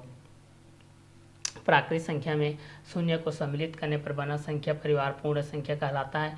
पूर्ण संख्या को W से दर्शाया जाता है। पूर्ण संख्या W इक्वल टू 0 होता है, 1 होता है, 2 होता है, 3 होता है, 4 होता है, 5 होता है। सबसे छोटी पूर्ण संख्या शून्य है, सबसे पहली पूर्ण संख्या शून्य है, सबसे बड़ी पूर्ण संख्या ज्ञात करना क्या है, असंभव है। तो प्राकृत संख्या में शून्य को सम्मिलित करने पर बना संख्या परिवार पूर्ण संख्या कहलाता है। पूर्ण संख्या को W से दर्शाया जाता है। पूर्ण संख्या W इक्वल टू 0, 1, 2, 3, 4, 5 होता है, डैश डैश। सबसे छोटी पूर्ण संख्या शून्य है, सबसे पहली पूर्ण संख्या शून्य है, सबसे बड़ी पूर्ण संख्या ज्ञात करना असंभव है। तो प्राकृत संख्या में शून्य को सम्मिलित करने पर, ठीक है, प्राकृत संख्या में शून्य को सम्मिलित करने पर बना संख्या परिवार पूर्ण संख्या कहलाता है। पूर्ण संख्या को W से दर्शाया जाता है। पूर्ण संख्या W equal to 0, 1, 2, 3, 4, 5 dash dash dash होता है। और सबसे छोटी पूर्ण संख्या शून्य है, सबसे पहली पूर्ण संख्या शून्य है, सबसे बड़ी पूर्ण संख्या ज्ञात करना असंभव है। तो पूर्ण संख्या के बेस पे हम लोग इस चीज़ को देखते हैं, होल नंबर के बेस पे, प्राकृत संख्या के बेस पे। प्राकृत संख्या में शून्य को सम्मिलित करने पर बना संख्या परिवार पूर्ण संख्या कहलाता है। पूर्ण संख्या को W से दर्शाया जाता है। पूर्ण संख्या W इक्वल टू 0, 1, 2, 3, 4, 5 होता है। सबसे छोटी पूर्ण संख्या शून्य है, सबसे पहली पूर्ण संख्या 0 है, सबसे बड़ी पूर्ण संख्या ज्ञात करना संभव है। प्राकृत संख्या में शून्य को सम्मिलित करने पर बना संख्या परिवार पूर्ण संख्या कहलाता है। पूर्ण संख्या को W से दर्शाया जाता है। पूर्ण संख्या W इक्वल टू 0, 1, 2, 3, 4, 5 होता है। सबसे छोटी पूर्ण संख्या शून्य है, सबसे पहली पूर्ण संख्या शून्य है, सबसे बड़ी पूर्ण संख्या ज्ञात करना असंभव है। तो पूर्ण संख्या के बेस पे हम लोग इस चीज़ को देखते हैं। तो प्राकृत संख्या में शून्य को सम्मिलित करने पर बना संख्या परिवार पूर्ण संख्या कहलाता है। पूर्ण संख्या को W से दर्शाया जाता है। पूर्ण संख्या W इक्वल टू 0, 1, 2, 3, 4, 5 होता है। सबसे छोटी पूर्ण संख्या शून्य होता है, सबसे पहले पूर्ण संख्या 0 होता है, सबसे बड़ी पूर्ण संख्या ज्ञात करना असंभव होता है। ठीक है, अब यहाँ पर हम लोग इस चीज़ को याद कर सकते हैं, शून्य प्राकृत संख्या नहीं है, शून्य प्राकृत संख्या नहीं है, शून्य प्राकृत संख्या नहीं होती है, नहीं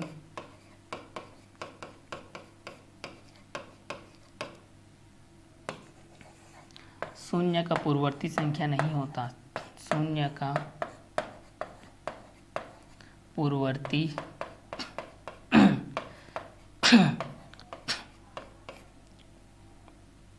शून्य का पूर्ववर्ती संख्या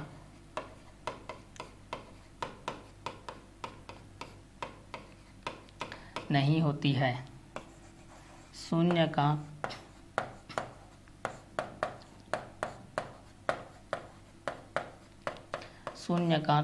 परवर्ती संख्या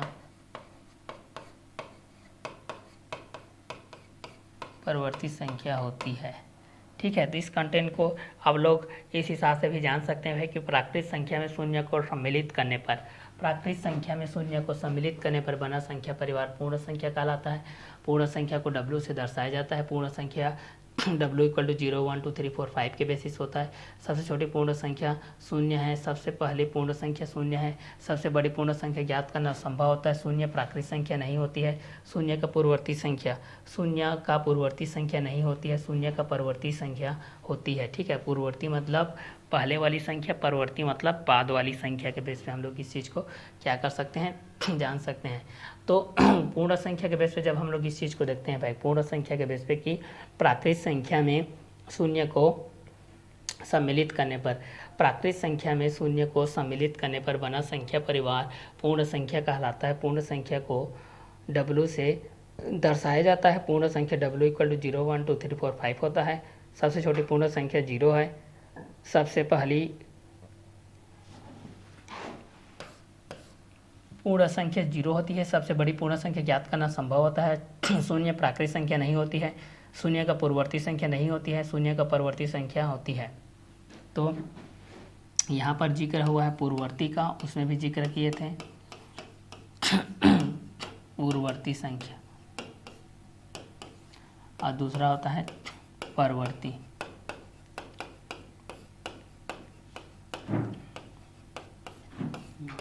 पूर्ववर्ती संख्या, परवर्ती संख्या। तो पूर्ववर्ती संख्या हम लोग देखते हैं तो पूर्ववर्ती संख्या मतलब पहले वाली संख्या, पूर्व मतलब पहले, पहले वाली संख्या, पहले वाली संख्या। परवर्ती बाद वाली संख्या।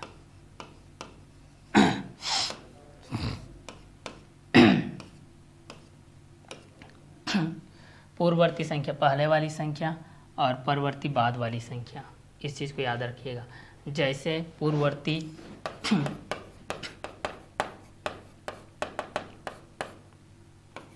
जैसे 5 का पहले कौन आता है 4, 4 के पहले कौन आता है 3, 3 का पूर्ववर्ती 2, 2 का 1, 1 का नहीं होता ना, ठीक। उसी प्रकार 10 का 9, 9 का 8, 8 का 7, 7 का 6 पहले।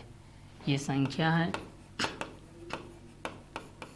ये आप लोगों का पूर्ववर्ती है।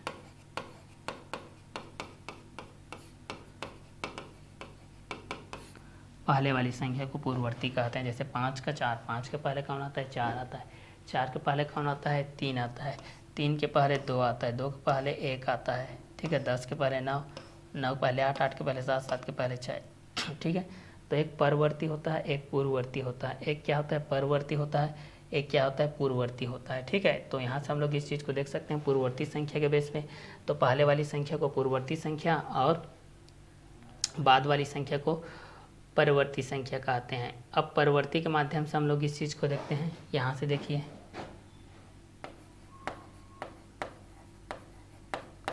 संख्या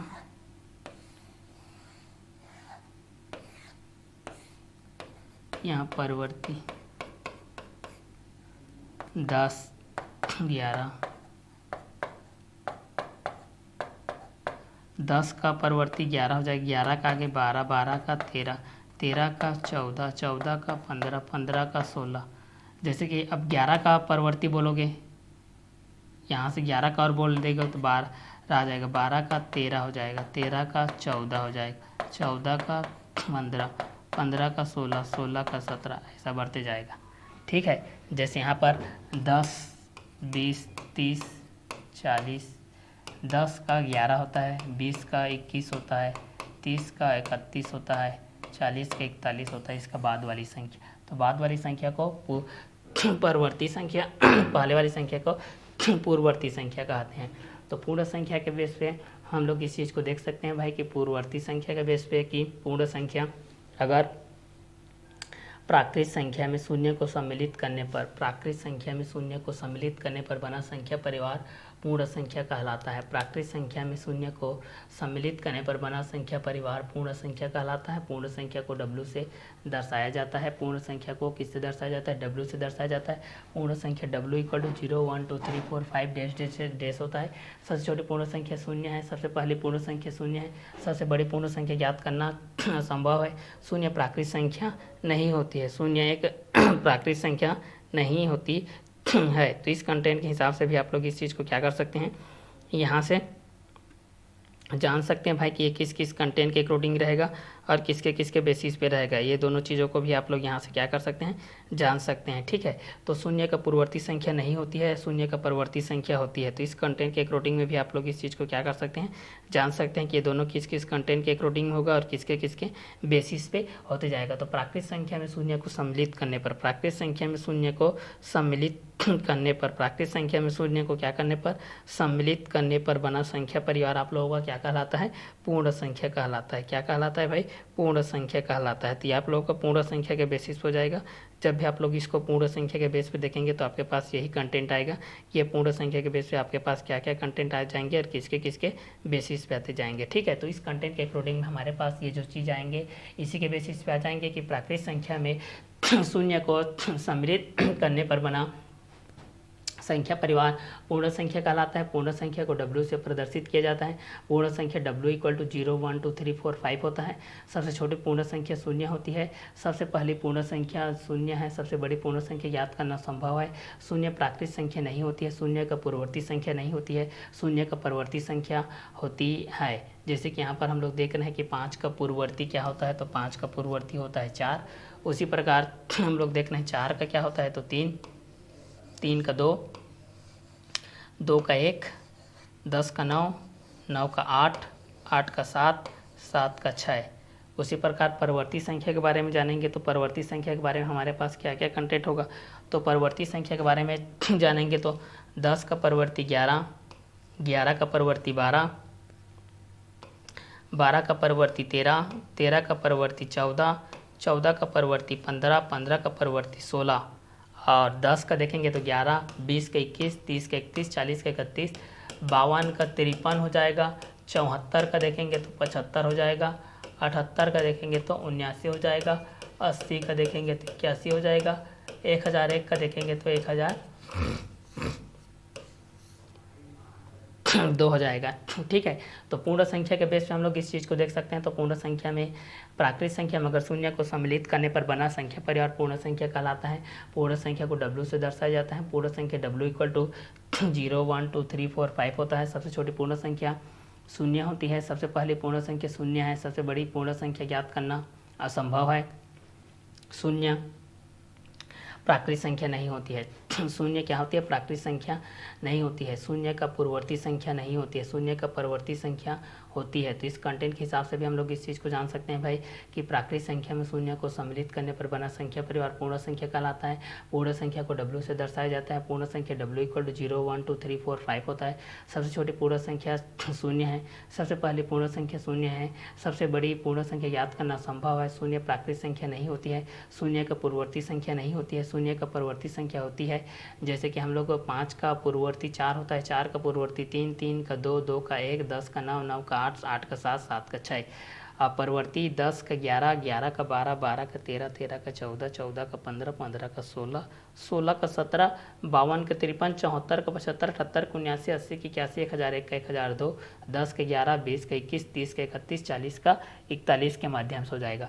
तो प्राकृत संख्या में शून्य को सम्मिलित करने पर बना संख्या परिवार पूर्ण संख्या कहलाता है।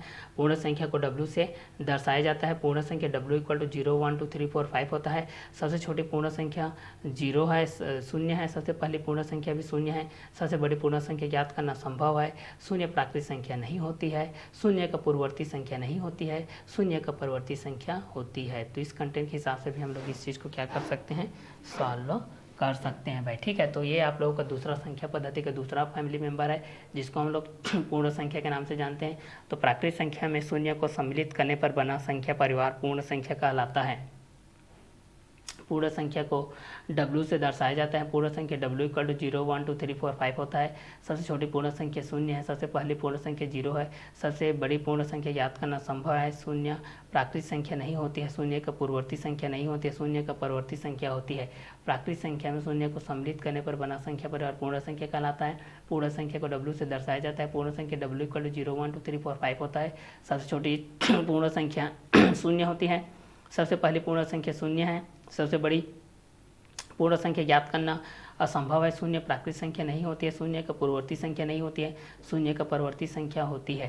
तो इस कंटेंट के हिसाब से भी हम लोग इस चीज़ को देख सकते हैं कि जिस तरीके से 5 का पूर्ववर्ती 4 होता है, 4 का पूर्ववर्ती 3 होता है, 3 का पूर्ववर्ती 2 होता है, 2 का पूर्ववर्ती 1 होता है, 10 का पूर्ववर्ती 9 होता है, 9 का पूर्ववर्ती 8 होता है, 8 का पूर्ववर्ती 7 होता है, 7 का पूर्ववर्ती 6 होता है। तो इस कंटेंट के हिसाब से भी हम लोग इस चीज़ को जान सकते हैं।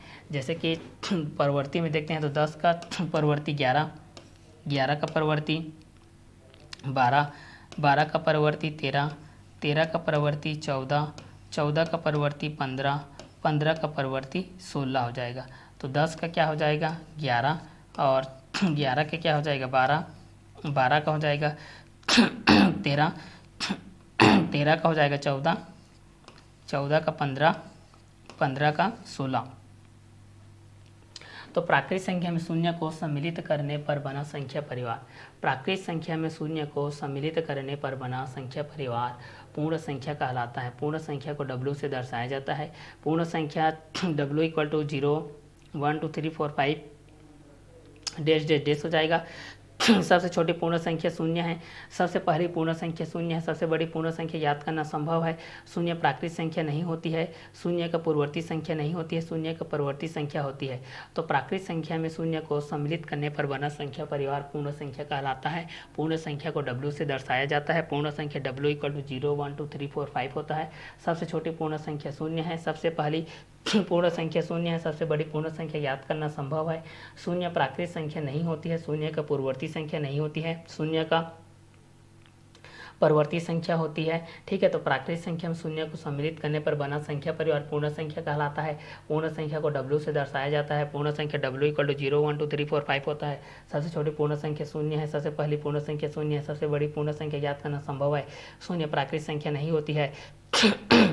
शून्य का पूर्ववर्ती संख्या नहीं होती है। शून्य का परवर्ती संख्या होती है। जैसे कि हम लोग देखते हैं परवर्ती में 10 का 11 होता है, 11 का 12 होता है, 12 का 13 होता है, 13 का 14, 14 का 15 आगे वाला। उसी प्रकार 52 का 53, 74 का 75, 78 का 79 होता है, 80 का 81 होता है, 1001 का 1002 होता है।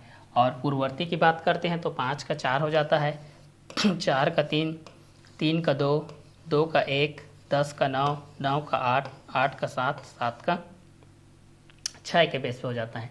तो यहाँ से हम लोग इस चीज़ को भी जान सकते हैं भाई कि पूर्ण संख्या के बेसिस पे हमारे पास क्या होगा। तो प्राकृतिक संख्या में शून्य को सम्मिलित करने पर बना संख्या परिवार पूर्ण संख्या कहलाता है। पूर्ण संख्या को W से दर्शाया जाता है। पूर्ण संख्या W इक्वल टू 0 1 2 3 4 5। सबसे छोटी पूर्ण संख्या शून्य है। सबसे पहली पूर्ण संख्या शून्य है। सबसे बड़ी पूर्ण संख्या ज्ञात करना असंभव है। शून्य प्राकृतिक संख्या नहीं होती है। शून्य का पूर्ववर्ती संख्या नहीं होती है। शून्य का परवर्ती संख्या होती है। तो इस कंटेंट के हिसाब से भी हम लोग इस चीज़ को देखेंगे तो हमारे पास ये कंटेंट के अकॉर्डिंग होते जाएगा। तो प्राकृतिक संख्या में शून्य को सम्मिलित करने पर बना संख्या परिवार पूर्ण संख्या कहलाता है। पूर्ण संख्या को W से दर्शाया जाता है। पूर्ण संख्या W इक्वल टू 0 1 2 3 4 5 के बेसिस पे होते जाता है। तो पूर्ण संख्या को W से दर्शाया जाता है। पूर्ण संख्या W इक्वल टू 0 1 2 3 4 5 होता है। सबसे छोटी पूर्ण संख्या शून्य होती है। सबसे पहली पूर्ण संख्या शून्य होती है। सबसे बड़ी पूर्ण संख्या ज्ञात करना संभव होता है। शून्य प्राकृतिक संख्या नहीं होती है। शून्य का पूर्ववर्ती संख्या नहीं होती। शून्य का परवर्ती संख्या होता है।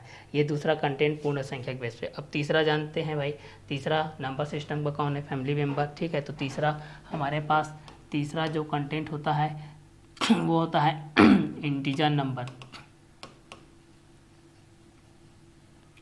Integers number. ये नंबर सिस्टम का तीसरा फैमिली मेंबर है।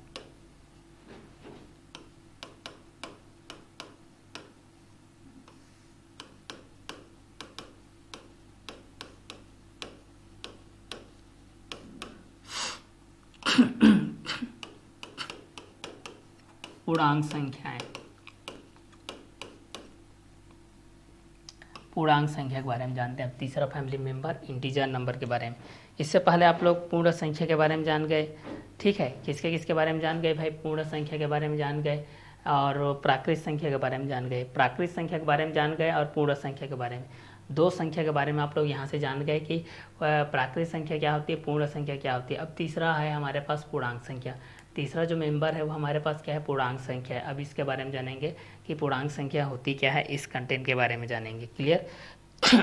तो इस कंटेंट के बारे में जानेंगे तो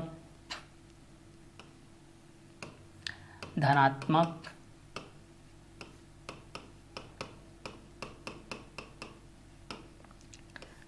ऋणात्मक, धनात्मक, ऋणात्मक, शून्य सहित,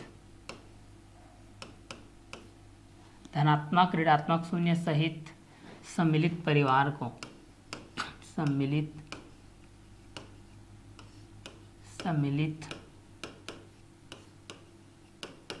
परिवार को या समुदाय को बोल सकते हो। धनात्मक, ऋणात्मक, शून्य सहित सम्मिलित परिवार को पूर्णांक संख्या कहते हैं।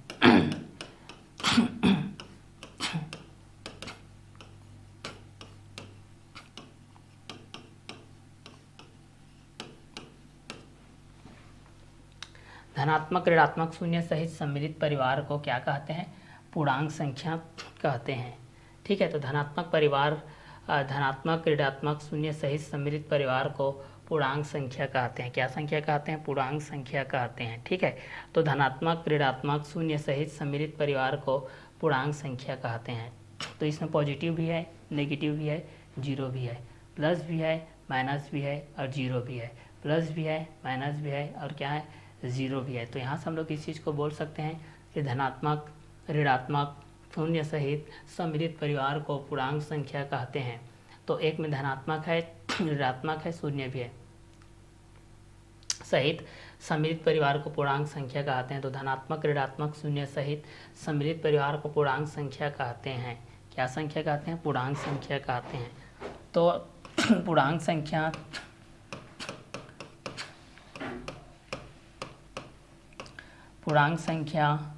धनात्मक, ऋणात्मक, शून्य तीनों हो सकती है, तीनों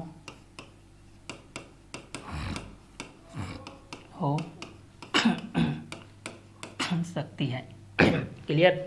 तो चलिए यहीं से हम लोग इस चीज़ को देख रहे हैं भाई कि धनात्मक, ऋणात्मक, शून्य सहित सम्मिलित परिवार को पूर्णांक संख्या कहते हैं। पूर्णांक संख्या धनात्मक, ऋणात्मक, शून्य तीनों हो सकती है। तो हम लोग इस चीज़ को देख सकते हैं, धनात्मक, ऋणात्मक, शून्य सहित सम्मिलित परिवार को पूर्णांक संख्या कहते हैं। पूर्णांक संख्या धनात्मक, ऋणात्मक, शून्य तीनों हो सकती है।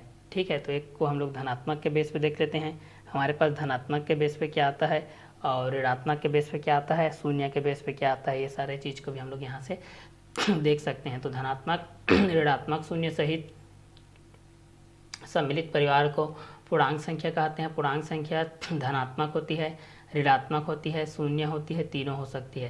तो धनात्मक, ऋणात्मक, शून्य सहित सम्मिलित परिवार को पूर्णांक संख्या कहते हैं। पूर्णांक संख्या धनात्मक, ऋणात्मक, शून्य तीनों हो सकती है। तो धनात्मक, ऋणात्मक, शून्य सहित सम्मिलित परिवार को पूर्णांक संख्या कहते हैं। पूर्णांक संख्या धनात्मक, ऋणात्मक, शून्य तीनों हो सकती है। तीसरा देखते हैं, पूर्णांक संख्याओं को, पूर्णांक संख्या को आई या जेड, पूर्णांक संख्या को आई या जेड से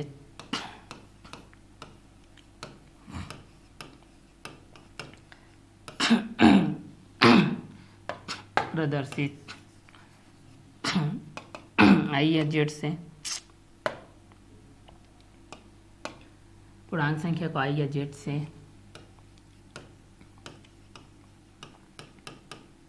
प्रदर्शित किया जाता है। पूर्णांक संख्या को आई या जेड से प्रदर्शित किया जाता है। तो धनात्मक, ऋणात्मक, शून्य सहित सम्मिलित परिवार को पूर्णांक संख्या कहते हैं। पूर्णांक संख्या धनात्मक, ऋणात्मक, शून्य तीनों हो सकती है। पूर्णांक संख्या को आई या जेड से क्या किया जाता है, प्रदर्शित किया जाता है। पूर्णांक संख्या को आई या जेड से क्या किया जाता है, प्रदर्शित किया जाता है भाई, ठीक है। तो पूर्णांक संख्या को किससे प्रदर्शित किया जाता है, तो पूर्णांक संख्या को आई या जेड से प्रदर्शित किया जाता है। तो धनात्मक, ऋणात्मक, शून्य सहित सम्मिलित परिवार को पूर्णांक संख्या कहते हैं। पूर्णांक संख्या धनात्मक भी हो सकती है, ऋणात्मक भी हो सकती है, शून्य भी हो सकती है, तीनों भी हो सकती है। पूर्णांक संख्या को आई या जेड से क्या किया जाता है, प्रदर्शित किया जाता है। तो पूर्णांक संख्या के बेस पे हम लोग इस चीज़ को देखते हैं। तो हमारे पास आता है धनात्मक, एक आता है ऋणात्मक, एक आता है हमारे पास शून्य, ठीक है। तो धनात्मक, ऋणात्मक और शून्य सहित संख्या परिवार को हम लोग यहाँ से क्या बोलेंगे, यहाँ से हम लोग इस चीज़ को बोल सकते हैं, ठीक है। तो इस कंटेंट के अकॉर्डिंग में भी हम लोग इस चीज़ को क्या कर सकते हैं, यहाँ से जान सकते हैं भाई कि ये किस किस कंटेंट के अकॉर्डिंग होगा और किसके किसके बेसिस पे होते जाएगा, ठीक है। तो इस कंटेंट के अकॉर्डिंग हम लोग इस चीज़ को जान सकते हैं भाई कि दोनों किस किस कंटेंट के अकॉर्डिंग में रहेगा और किसके किसके बेसिस पे रहेगा, ठीक है। तो चलिए इसी के बेस पे हम लोग इस चीज़ को आगे बढ़ते हुए देखते हैं भाई कि हमारे पास कौन कौन से कंटेंट आता है और किसके किसके बेसिस पे आते जाता है। ये सारे चीज़ को भी हम लोग यहाँ से क्या करते जाते हैं, देखते चले जाते हैं भाई, ठीक है। तो चलिए यहाँ से हम लोग इस चीज़ को देखते हैं भाई हमारे पास कौन कौन से कंटेंट आ रहा है और किसके किसके बेसिस पे आते जा रहा है, ठीक है। तो चलिए इस क्वेश्चन के लिए हम लोग यहाँ से हम लोग सॉल्व करते हैं। तो धनात्मक, ऋणात्मक, शून्य सहित सम्मिलित परिवार को पूर्णांक संख्या कहते हैं। पूर्णांक संख्या धनात्मक, ऋणात्मक, शून्य तीनों हो सकती है। पूर्णांक संख्या को आई या जेड से प्रदर्शित किया जाता है। तो धनात्मक, ऋणात्मक, शून्य सहित सम्मिलित परिवार को पूर्णांक संख्या कहते हैं। पूर्णांक संख्या धनात्मक, ऋणात्मक, शून्य तीनों हो सकती है। पूर्णांक संख्या को आई या जेड से प्रदर्शित किया जाता है। तो इंटीजर नंबर के बेस पे हम लोग इस चीज़ को देखते हैं, पूर्णांक संख्या के बेस पे कि धनात्मक, ऋणात्मक, शून्य सहित सम्मिलित परिवार को पूर्णांक संख्या कहते हैं। पूर्णांक संख्या धनात्मक, ऋणात्मक, शून्य तीनों हो सकती है। पूर्णांक संख्या को आई या जेड से प्रदर्शित किया जाता है। तो धनात्मक, ऋणात्मक, शून्य सहित सम्मिलित परिवार को पूर्णांक संख्या कहते हैं। पूर्णांक संख्या धनात्मक, ऋणात्मक, शून्य तीनों हो सकती है। पूर्णांक संख्या को आई या जेड से क्या किया जाता है, प्रदर्शित किया जाता है। तो धनात्मक, ऋणात्मक, शून्य सहित सम्मिलित परिवार को पूर्णांक संख्या कहते हैं। पूर्णांक संख्या धनात्मक भी हो सकती है, ऋणात्मक भी हो सकती है, शून्य भी हो सकती है और तीनों भी हो सकती है। पूर्णांक संख्या को आई या जेड से क्या किया जाता है, प्रदर्शित किया जाता है। तो धनात्मक, ऋणात्मक, शून्य सहित सम्मिलित परिवार को पूर्णांक संख्या कहते हैं। पूर्णांक संख्या धनात्मक, ऋणात्मक, शून्य तीनों हो सकती है। पूर्णांक संख्या को आई या जेड से क्या किया जाता है, प्रदर्शित किया जाता है। तो पूर्णांक संख्या के बेस पे हम लोग इस चीज़ को देखते हैं, नंबर सिस्टम के बेस पे, संख्या पद्धति के बेस पे, इंटीजर नंबर के बेस पे कि पूर्णांक संख्या धनात्मक भी होती है, ऋणात्मक भी होती है, शून्य सहित सम्मिलित परिवार होती है। तो धनात्मक, ऋणात्मक, शून्य सहित सम्मिलित परिवार को पूर्णांक संख्या कहते हैं। पूर्णांक संख्या धनात्मक भी हो सकती है, ऋणात्मक भी हो सकती है, शून्य भी हो सकती है, तीनों भी हो सकती है। पूर्णांक संख्या को आई या जेड से प्रदर्शित किया जाता है।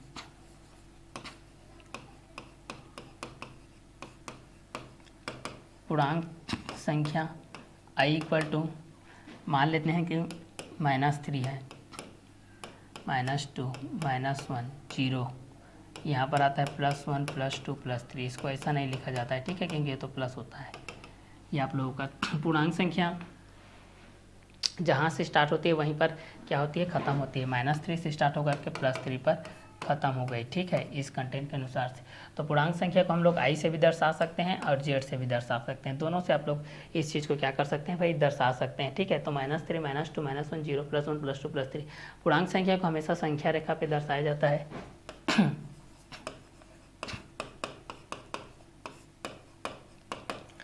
पूर्णांक संख्याओं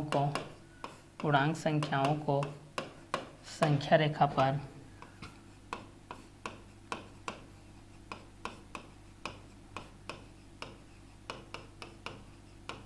दर्शाया जाता है। पूर्णांक संख्याओं को संख्या रेखा पर दर्शाया जाता है।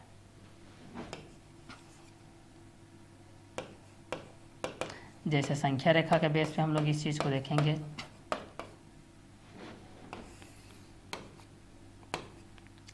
मूल बिंदु को 0 लेते हैं, बीच का मध्य बिंदु को 0 लिया जाता है। इसका दाहिना साइड को धनात्मक लेते हैं, प्लस और बायां साइड को माइनस लेते हैं इसका, ऋणात्मक 1 7, तो ये -1 -2 -3 -4 -5 -6 -7, ठीक। तो यहाँ से देख सकते हैं, देखिए धनात्मक ऋणात्मक शून्य सहित सम्मिलित परिवार को पूर्णांक संख्या कहते हैं। धनात्मक ऋणात्मक शून्य सहित सम्मिलित परिवार को पूर्णांक संख्या कहते हैं। तो पूर्णांक संख्या में देखिए धनात्मक भी है, ऋणात्मक भी है, शून्य भी है, ठीक है। तो धनात्मक ऋणात्मक शून्य सहित सम्मिलित परिवार को पूर्णांक संख्या कहते हैं। पूर्णांक संख्या धनात्मक ऋणात्मक शून्य तीनों हो सकती है। पूर्णांक संख्याओं को आई या जेड से क्या किया जाता है, प्रदर्शित किया जाता है। किससे प्रदर्शित किया जाता है, आई या जेड से प्रदर्शित किया जाता है। क्लियर। तो धनात्मक ऋणात्मक शून्य सहित सम्मिलित परिवार को पूर्णांक संख्या कहते हैं। पूर्णांक संख्या धनात्मक होती है, ऋणात्मक होती है, शून्य होती है, तीनों हो सकती है। पूर्णांक संख्या को आई या जेड से प्रदर्शित किया जाता है। पूर्णांक संख्या को आई या जेड से प्रदर्शित किया जाता है। -3 -2 -1 0 +1 +2 +3 इत्यादि पूर्णांक संख्याओं को संख्या रेखा पर दर्शाया जाता है। संख्या रेखा -7 -6 -5 -4 -3 -2 -1 0 1 2 3 4 5 6 7, ठीक है। तो संख्या रेखा के जो मध्य बिंदु रहता है उसको हम लोग शून्य से दर्शाते हैं, और मध्य बिंदु के दाहिना साइड को धनात्मक लिया जाता है, बायां साइड को ऋणात्मक लिया जाता है। मतलब दाहिना राइट हैंड साइड को प्लस और लेफ्ट हैंड साइड को माइनस लिया जाता है, ठीक है। जहाँ से स्टार्ट होता है वहीं पर ये क्या होता है, खत्म होता है। तो थर्ड कंटेंट आप लोगों का क्या है, पूर्णांक संख्या है, जिसमें क्या होती है, धनात्मक होती है, ऋणात्मक होती है, शून्य होती है, ठीक है। तो धनात्मक ऋणात्मक शून्य सहित सम्मिलित परिवार को पूर्णांक संख्या कहते हैं। पूर्णांक संख्या धनात्मक होती है, ऋणात्मक होती है, शून्य होती है, तीनों हो सकती है। पूर्णांक संख्या को आई या जेड से क्या किया जाता है, प्रदर्शित किया जाता है। तो पूर्णांक संख्या के बेस पे भी हम लोग इस चीज़ को देख सकते हैं भाई कि पूर्णांक संख्या के बेस पे हमारे पास क्या क्या कंटेंट होगा। क्लियर। तो धनात्मक ऋणात्मक शून्य सहित सम्मिलित परिवार को पूर्णांक संख्या कहते हैं। पूर्णांक संख्या धनात्मक हो सकती है, ऋणात्मक हो सकती है, शून्य हो सकती है, तीनों हो सकती है। पूर्णांक संख्या को आई या जेड से प्रदर्शित किया जाता है। पूर्णांक संख्या आई या जेड के माध्यम से होता है। -3 -2 -1 0 +1 +2 +3 इत्यादि के बेस पे पूर्णांक संख्याओं को संख्या रेखा पर दर्शाया जाता है। संख्या रेखा के माध्यम से ये आप लोग पास दिख रहा है, ठीक है। तो ये आप लोगों का पूर्णांक संख्या के पास है, ठीक है, कि शून्य के आगे एक प्लस की दुनिया, इसी प्रकार शून्य के पीछे भी एक माइनस की दुनिया है। चलिए ये तीसरा हो गया। अब चौथा कंटेंट के पास चलते हैं।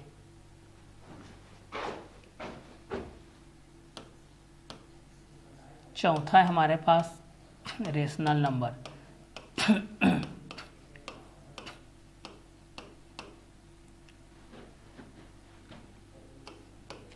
जिसको बोला जाता है परिमेय संख्या।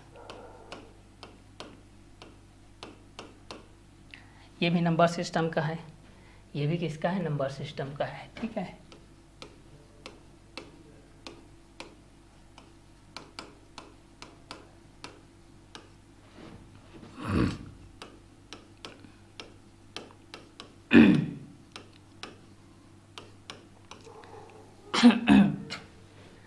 परिमेय संख्या के बेस पे हम लोग इस चीज़ को देखते हैं, ठीक है। किसके बेस पे देखते हैं भाई, इस चीज़ को हम लोग परिमेय संख्या के बेस पे देखते हैं कि परिमेय संख्या के अकॉर्डिंग हमारे पास कौन कौन से कंटेंट के अकॉर्डिंग में आता है, किसके बेसिस पे आता है। जिस तरीके से आप लोग नेचुरल नंबर को देख लिए, होल नंबर को देख लिए, इंटीजर नंबर को देख लिए, ठीक है। यहाँ से आप लोग क्या क्या क्या देख लिए, नेचुरल नंबर को देख लिए भाई कि 1 होता है, 2 होता है, 3 होता है, 4 होता है, 5 होता है। W इक्वल टू यहाँ पर देख लिए 0 1 2 3 4 5। इंटीजर नंबर के बेस पे आप लोग देख लिए -5 -4 -3 -2 -1 0 +1 +2 +3 +4 +5, इस तरीके से प्लस 9 होगा तो फिर भी चलेगा, ठीक है। तो इसका चौथा कंटेंट है हमारे पास परिमेय संख्या, जिसको हम लोग बोलते हैं रेशनल नंबर। चौथा क्या है, परिमेय संख्या, जिसको क्या बोला जाता है, रेशनल नंबर बोला जाता है, ठीक है। तो इस रेशनल नंबर के बारे में हम लोग जानते हैं।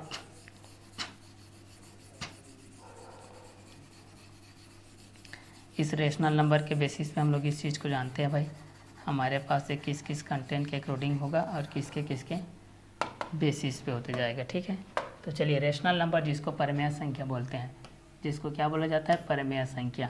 जैसे कि गिनती वाले संख्या को हम लोग क्या बोलते थे, गिनती वाले संख्या को हम लोग प्राकृत संख्या बोलते थे। गिनती वाले संख्या को क्या बोलते थे भाई, प्राकृत संख्या बोलते थे। अगर प्राकृत संख्या में शून्य को सम्मिलित किए तो पूर्ण संख्या, ठीक है। मतलब 1 से स्टार्ट होने वाली संख्या प्राकृत संख्या और 0 से स्टार्ट होने वाली संख्या पूर्ण संख्या कहलाती है। मतलब प्राकृत संख्या के समुदाय में अगर शून्य को सम्मिलित करते हैं तो बना संख्या परिवार आप लोगों का पूर्ण संख्या कहलाता है। प्राकृत संख्या को n से प्रदर्शित किया जाता है तो पूर्ण संख्या को w से प्रदर्शित किया जाता है। सबसे छोटी प्राकृत संख्या 1 होती है तो सबसे छोटी पूर्ण संख्या 0 होती है। सबसे पहली प्राकृत संख्या 1 होती है तो सबसे पहली पूर्ण संख्या 1 होती है। प्राकृत संख्या को n से दर्शाया जाता है तो पूर्ण संख्या को w से दर्शाया जाता है, ठीक है। तो उसी कंटेंट के हिसाब से हम लोग इस चीज़ को देखते हैं भाई। परिमेय संख्या, जिसको हम p/q के रूप में, जिसको हम p/q के रूप में लिख सकते हैं,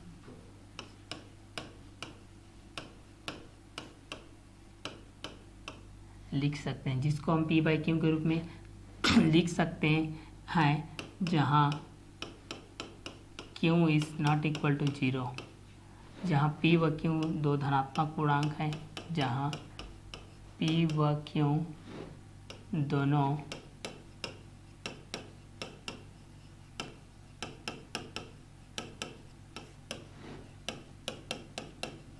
धनात्मक पूर्णांक है। क्लियर। तो परिमेय संख्या के बेस पे हम लोग इस चीज़ को देखते हैं भाई। परिमेय संख्या के अकॉर्डिंग हम लोग इस चीज़ को देखेंगे, जिसको हम p/q के रूप में लिख सकते हैं, जहाँ q is not equal to 0, जहाँ p व q दोनों धनात्मक पूर्णांक है, ठीक है। तो जिसको हम p/q के रूप में लिख सकते हैं, जहाँ q is not equal to 0, जहाँ पर q का मान क्या नहीं होनी चाहिए, 0 नहीं होनी चाहिए। जहाँ p व q दोनों क्या है, धनात्मक पूर्णांक है, जहाँ पर p और q क्या है, दोनों धनात्मक पूर्णांक है। तो इस कंटेंट के हिसाब से भी हम लोग देखेंगे, तो इस कंटेंट के अकॉर्डिंग हमारे पास क्या क्या कंटेंट आएगा और किस किस के बेसिस पे आते जाएगा, ये सारे चीज़ को भी हम लोग यहाँ से क्या कर सकते हैं, जान सकते हैं भाई कि ये किस किस कंटेंट के अकॉर्डिंग होगा और किसके किसके बेसिस पे होते जाएगा, ठीक है। तो इस कंटेंट के अकॉर्डिंग हम लोग इस चीज़ को जानते हैं, तो हमारे पास क्या कंटेंट हो जाएगा, किस किस के बेसिस पे होते जाएगा, ये सारे चीज़ को भी हम लोग यहाँ से क्या कर सकते हैं, जान सकते हैं भाई, ठीक है। तो चलिए इस क्वेश्चन के अकॉर्डिंग में भी हम लोग इस चीज़ को क्या करते हैं, जानते हैं भाई कि ये दोनों किस किस कंटेंट के अकॉर्डिंग में आएगा और किस किस के बेसिस पे आते जाएगा, ठीक है। तो चलिए इस क्वेश्चन के अकॉर्डिंग में हम लोग इस चीज़ को देखते हैं, तो हमारे पास क्या क्या कंटेंट आएगा और किस किस के बेसिस पे आते जाएगा, ठीक है। तो चलिए यहाँ से देखते हैं हमारे पास किस किस कंटेंट के अकॉर्डिंग में आते जाएगा और किस किस के बेसिस पे होते जाएगा, ठीक है। तो चलिए यहाँ से हम लोग इस चीज़ के माध्यम से भी हम लोग इस चीज़ को क्या कर सकते हैं भाई, यहाँ से हम लोग जान सकते हैं, ठीक है। तो चलिए इसी के बेसिस पे हम लोग इस चीज़ को देखते हैं। तो जिसको हम p/q के रूप में लिख सकते हैं, जहाँ q is not equal to 0, जहाँ p व q दोनों धनात्मक पूर्णांक है। तो नंबर सिस्टम के अंतर्गत हम लोग इस चीज़ को देखते हैं। संख्या पद्धति में पहला परिमेय संख्या के अंतर्गत आता है, जिसको हम p/q के रूप में लिख सकते हैं, जहाँ q is not equal to 0, जहाँ p व q दोनों धनात्मक पूर्णांक है। परिमेय संख्या के बेस पे हम लोग इस चीज़ को देखते हैं। नंबर सिस्टम के अंतराल में हम लोग इस चीज़ को देखते हैं संख्या पद्धति के बेस पे, परिमेय संख्या के बेस पे, जिसको हम p/q के रूप में लिख सकते हैं, जिसको हम लोग p/q के रूप में लिख सकते हैं, जहाँ q is not equal to 0, जहाँ p व q दोनों धनात्मक पूर्णांक है। तो नंबर सिस्टम संख्या पद्धति के बेस पे हम लोग इस चीज़ को लिखते हैं रेशनल नंबर परिमेय संख्या के बेस पे, जिसको हम p/q के रूप में लिख सकते हैं, जहाँ q is not equal to 0, जहाँ p व q दोनों क्या है, धनात्मक पूर्णांक है। तो जिसको हम p/q के रूप में लिख सकते हैं, जहाँ q is not equal to 0, जहाँ p व q दोनों धनात्मक पूर्णांक है, उसको हम लोग क्या बोलते हैं, परिमेय संख्या नंबर सिस्टम बोलते हैं, परिमेय संख्या बोलते हैं, ठीक है। तो परिमेय संख्या किसको बोला जाता है भाई, तो जिसको हम p/q के रूप में लिख सकते हैं, जहाँ q is not equal to 0, p और q दोनों धनात्मक पूर्णांक है। जैसे लिखना चाहेंगे तो हम लोग जैसे q इक्वल टू यहाँ पर हो जाएगा 1/2, 1/4, 1/5, 0 को भी लिख सकते हैं, क्योंकि 0/1 ये परिमेय संख्या है, बट 1/0 ये परिमेय संख्या नहीं है, ठीक है। बाकी सब क्या है, परिमेय संख्या है। तो जिसको हम p/q के रूप में लिख सकते हैं भाई, जिसको हम लोग किसके रूप में लिख सकते हैं, p/q के रूप में लिख सकते हैं। तो जिसको हम पी बाई क्यू के रूप में लिख सकते हैं, जहाँ q is not equal to zero, जहाँ पी व क्यू दोनों धनात्मक पूर्णांक है, वो आप लोगों को क्या कहलाएगा, परिमेय संख्या कहलाएगा।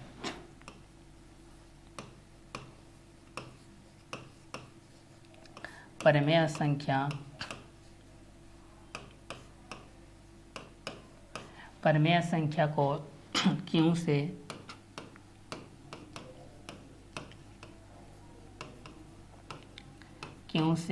अभिव्यक्त किया जाता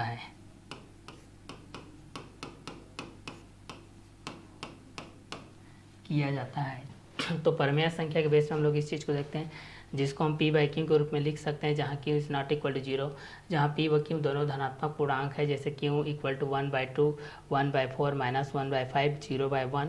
परिमेय संख्या को क्यू से क्या किया जाता है, अभिव्यक्त किया जाता है। परिमेय संख्या को किससे अभिव्यक्त किया जाता है, क्यू से अभिव्यक्त किया जाता है। तो रेशनल नंबर के बेस पे हम लोग इस चीज़ को देखते हैं, परिमेय संख्या के बेस पे, जिसको हम पी बाई क्यू के रूप में लिख सकते हैं, जहाँ q is not equal to zero, जहाँ पी व क्यू दोनों धनात्मक पूर्णांक है, जैसे क्यू इक्वल टू 1/2, 1/4, -1/5, 0/1। ठीक है, लेकिन 1/0 आप लोगों का परिमेय संख्या नहीं, क्योंकि यहाँ पर क्यू का मान क्या है, जीरो है। ठीक है, तो यहाँ पर क्यू का मान जीरो नहीं होना चाहिए। तो कैपिटल क्यू से प्रदर्शित किया जाता है इस चीज़ को, तो जिसको हम पी बाई क्यू के रूप में क्या कर सकते हैं, लिख सकते हैं, व्यक्त कर सकते हैं, जहाँ q is not equal to zero base पे, जहाँ पी व क्यू दोनों धनात्मक पूर्णांक है, जैसे क्यू इक्वल टू 1/2, 1/4, -1/5, 0/1। परिमेय संख्या को क्यू से अभिव्यक्त किया जाता है। परिमेय संख्या से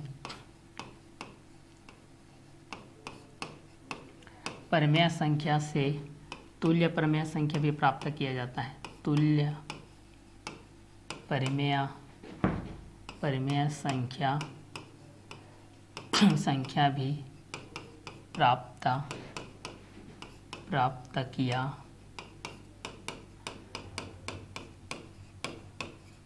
जाता है। परिमेय संख्या से तुल्य परिमेय संख्या भी क्या किया जाता है, प्राप्त किया जाता है। क्या किया जाता है, तुल्य परिमेय संख्या भी प्राप्त किया जाता है।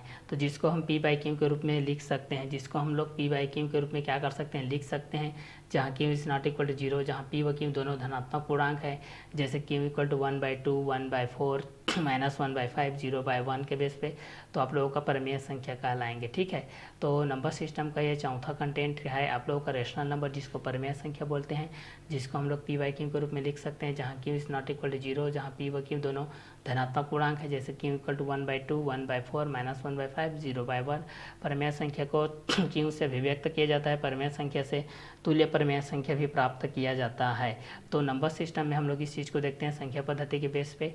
तो संख्या पद्धति के बेस पे हम लोग इस चीज़ को देखेंगे, नंबर सिस्टम का संख्या पद्धति के बेस से, रेशनल नंबर के बेस से परिमेय संख्या, जिसको हम पी बाई क्यू के रूप में लिख सकते हैं, जहाँ q is not equal to zero, जहाँ पी और क्यू दोनों धनात्मक पूर्णांक संख्या, जैसे क्यू इक्वल टू 1/2, 1/4, -1/5, 0/1।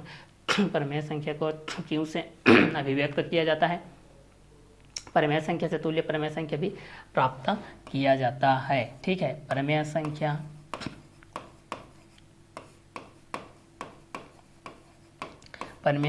के अंतर्गत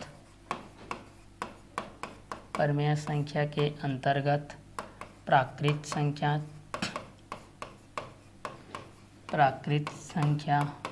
पूर्ण संख्या, पूर्णांक संख्या,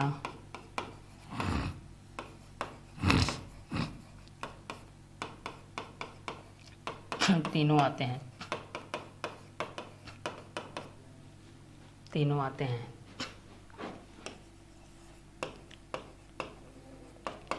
सभी प्राकृत संख्या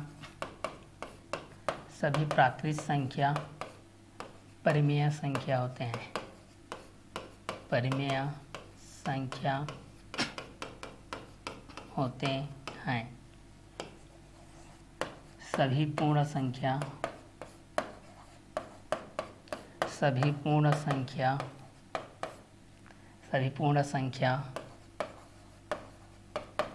परिमेय संख्या होते हैं, और सभी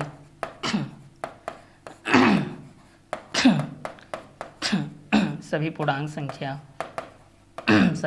संख्या भी अपरिमेय संख्या होते हैं। ठीक है, चलिए इसका पांचवा कंटेंट के बारे में जानते हैं। अपरिमेय संख्या, पांचवा है आप लोगों का इरेशनल नंबर।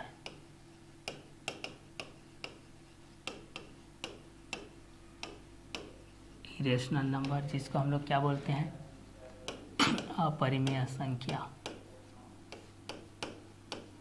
अपरिमेय संख्या ये नंबर सिस्टम का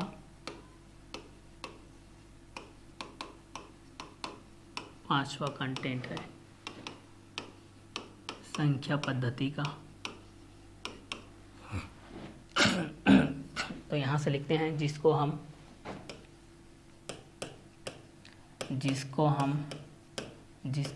P बाय Q के रूप में नहीं लिख सकते हैं, जिसको हम P बाई Q के रूप में नहीं लिख सकते हैं, अपरिमेय संख्या कहलाती है।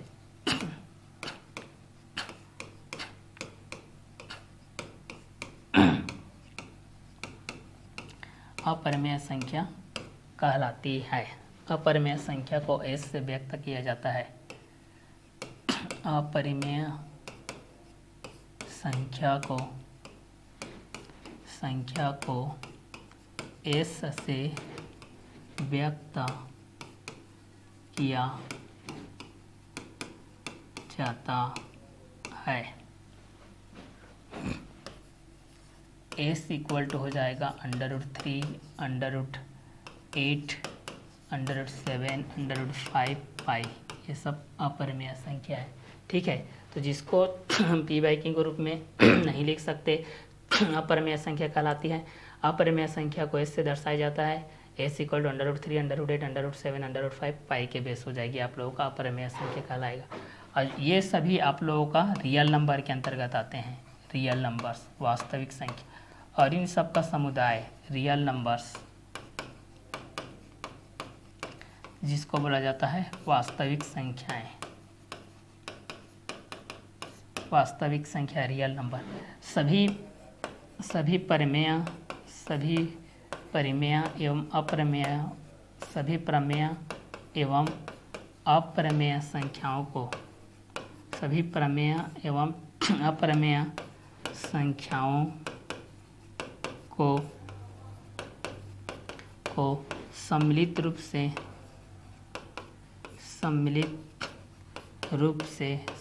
रूप से वास्तविक संख्या कहते हैं। वास्तविक संख्याएं कहते हैं। ठीक है, तो जितने भी आप लोगों का प्राकृत संख्या होती हैं, प्राकृत संख्या, पूर्ण संख्या, पूर्णांक संख्या, ये सभी को हम लोग क्या बोलते हैं, परिमेय संख्या बोलते हैं। ये सभी परिमेय संख्या होती है, और ये आप लोगों को क्या होती है, अपरिमेय संख्या होती है। ठीक है, इन सबको सम्मिलित रूप से यहाँ पर बोला जाता है रियल नंबर्स, वास्तविक संख्या। वास्तविक संख्या जिसको R से दर्शाया जाता है रियल नंबर्स। ठीक है, तो देखिए संख्या पद्धति में अपरिमेय संख्या जिसको हम P बाई Q के रूप में नहीं लिख सकते, अपरिमेय संख्या कहलाती है। ठीक है, अपरिमेय संख्या के बेस पे हम लोग इस चीज़ को देख सकते हैं भाई। और अपरिमेय संख्या जिसको हम लोग S से व्यक्त किया जाता है रियल नंबर्स के बेस पे देखते हैं वास्तविक संख्या। सभी परिमेय में अपरिमेय संख्याओं को सम्मिलित रूप से वास्तविक संख्याएं कहते हैं। ठीक है, तो आप लोग वास्तविक संख्या के बेस पे हो जाएगा। ठीक है, तो यहाँ पर अगर x बिलोंग कर रहा है n पर, तो ये आप लोगों का नेचुरल नंबर होता है। मतलब n इक्वल टू 1, 2, 3, 4, 5। इसका मतलब इसी को समझाने के लिए किया हूँ मैं। x बिलोंग्स टू कर है w इक्वल टू, तो w equal to 0, 1, 2, 3 dash dash. x belong कर रहा है i पर, तो इंटीजर नंबर, ये माइनस हो सकता है, प्लस भी हो सकता है, जीरो भी हो सकता है। x बिलोंग करेगा आप लोगों का q पर, तो ये आप लोगों का क्यू इक्वल टू 1/2 भी हो सकता है, -1/2 भी हो सकता है, 0 भी हो सकता है। इस तरीके से एक से बिलोंग करेगा आपका रियल नंबर पर, तो रियल नंबर के अंतर्गत पूरे चीज़ आ जाएंगे, ठीक है। तो नंबर सिस्टम संख्या पद्धति के बेस पे, अपरिमेय संख्या के बेस पे, परिमेय संख्या के बेस पे सारे कंटेंट आप लोगों के इस कंटेंट के अनुसार आ रहा है, ठीक है। इसके आगे के कंटेंट को हम लोग नेक्स्ट वीडियो लेक्चर में क्लियर करते हैं।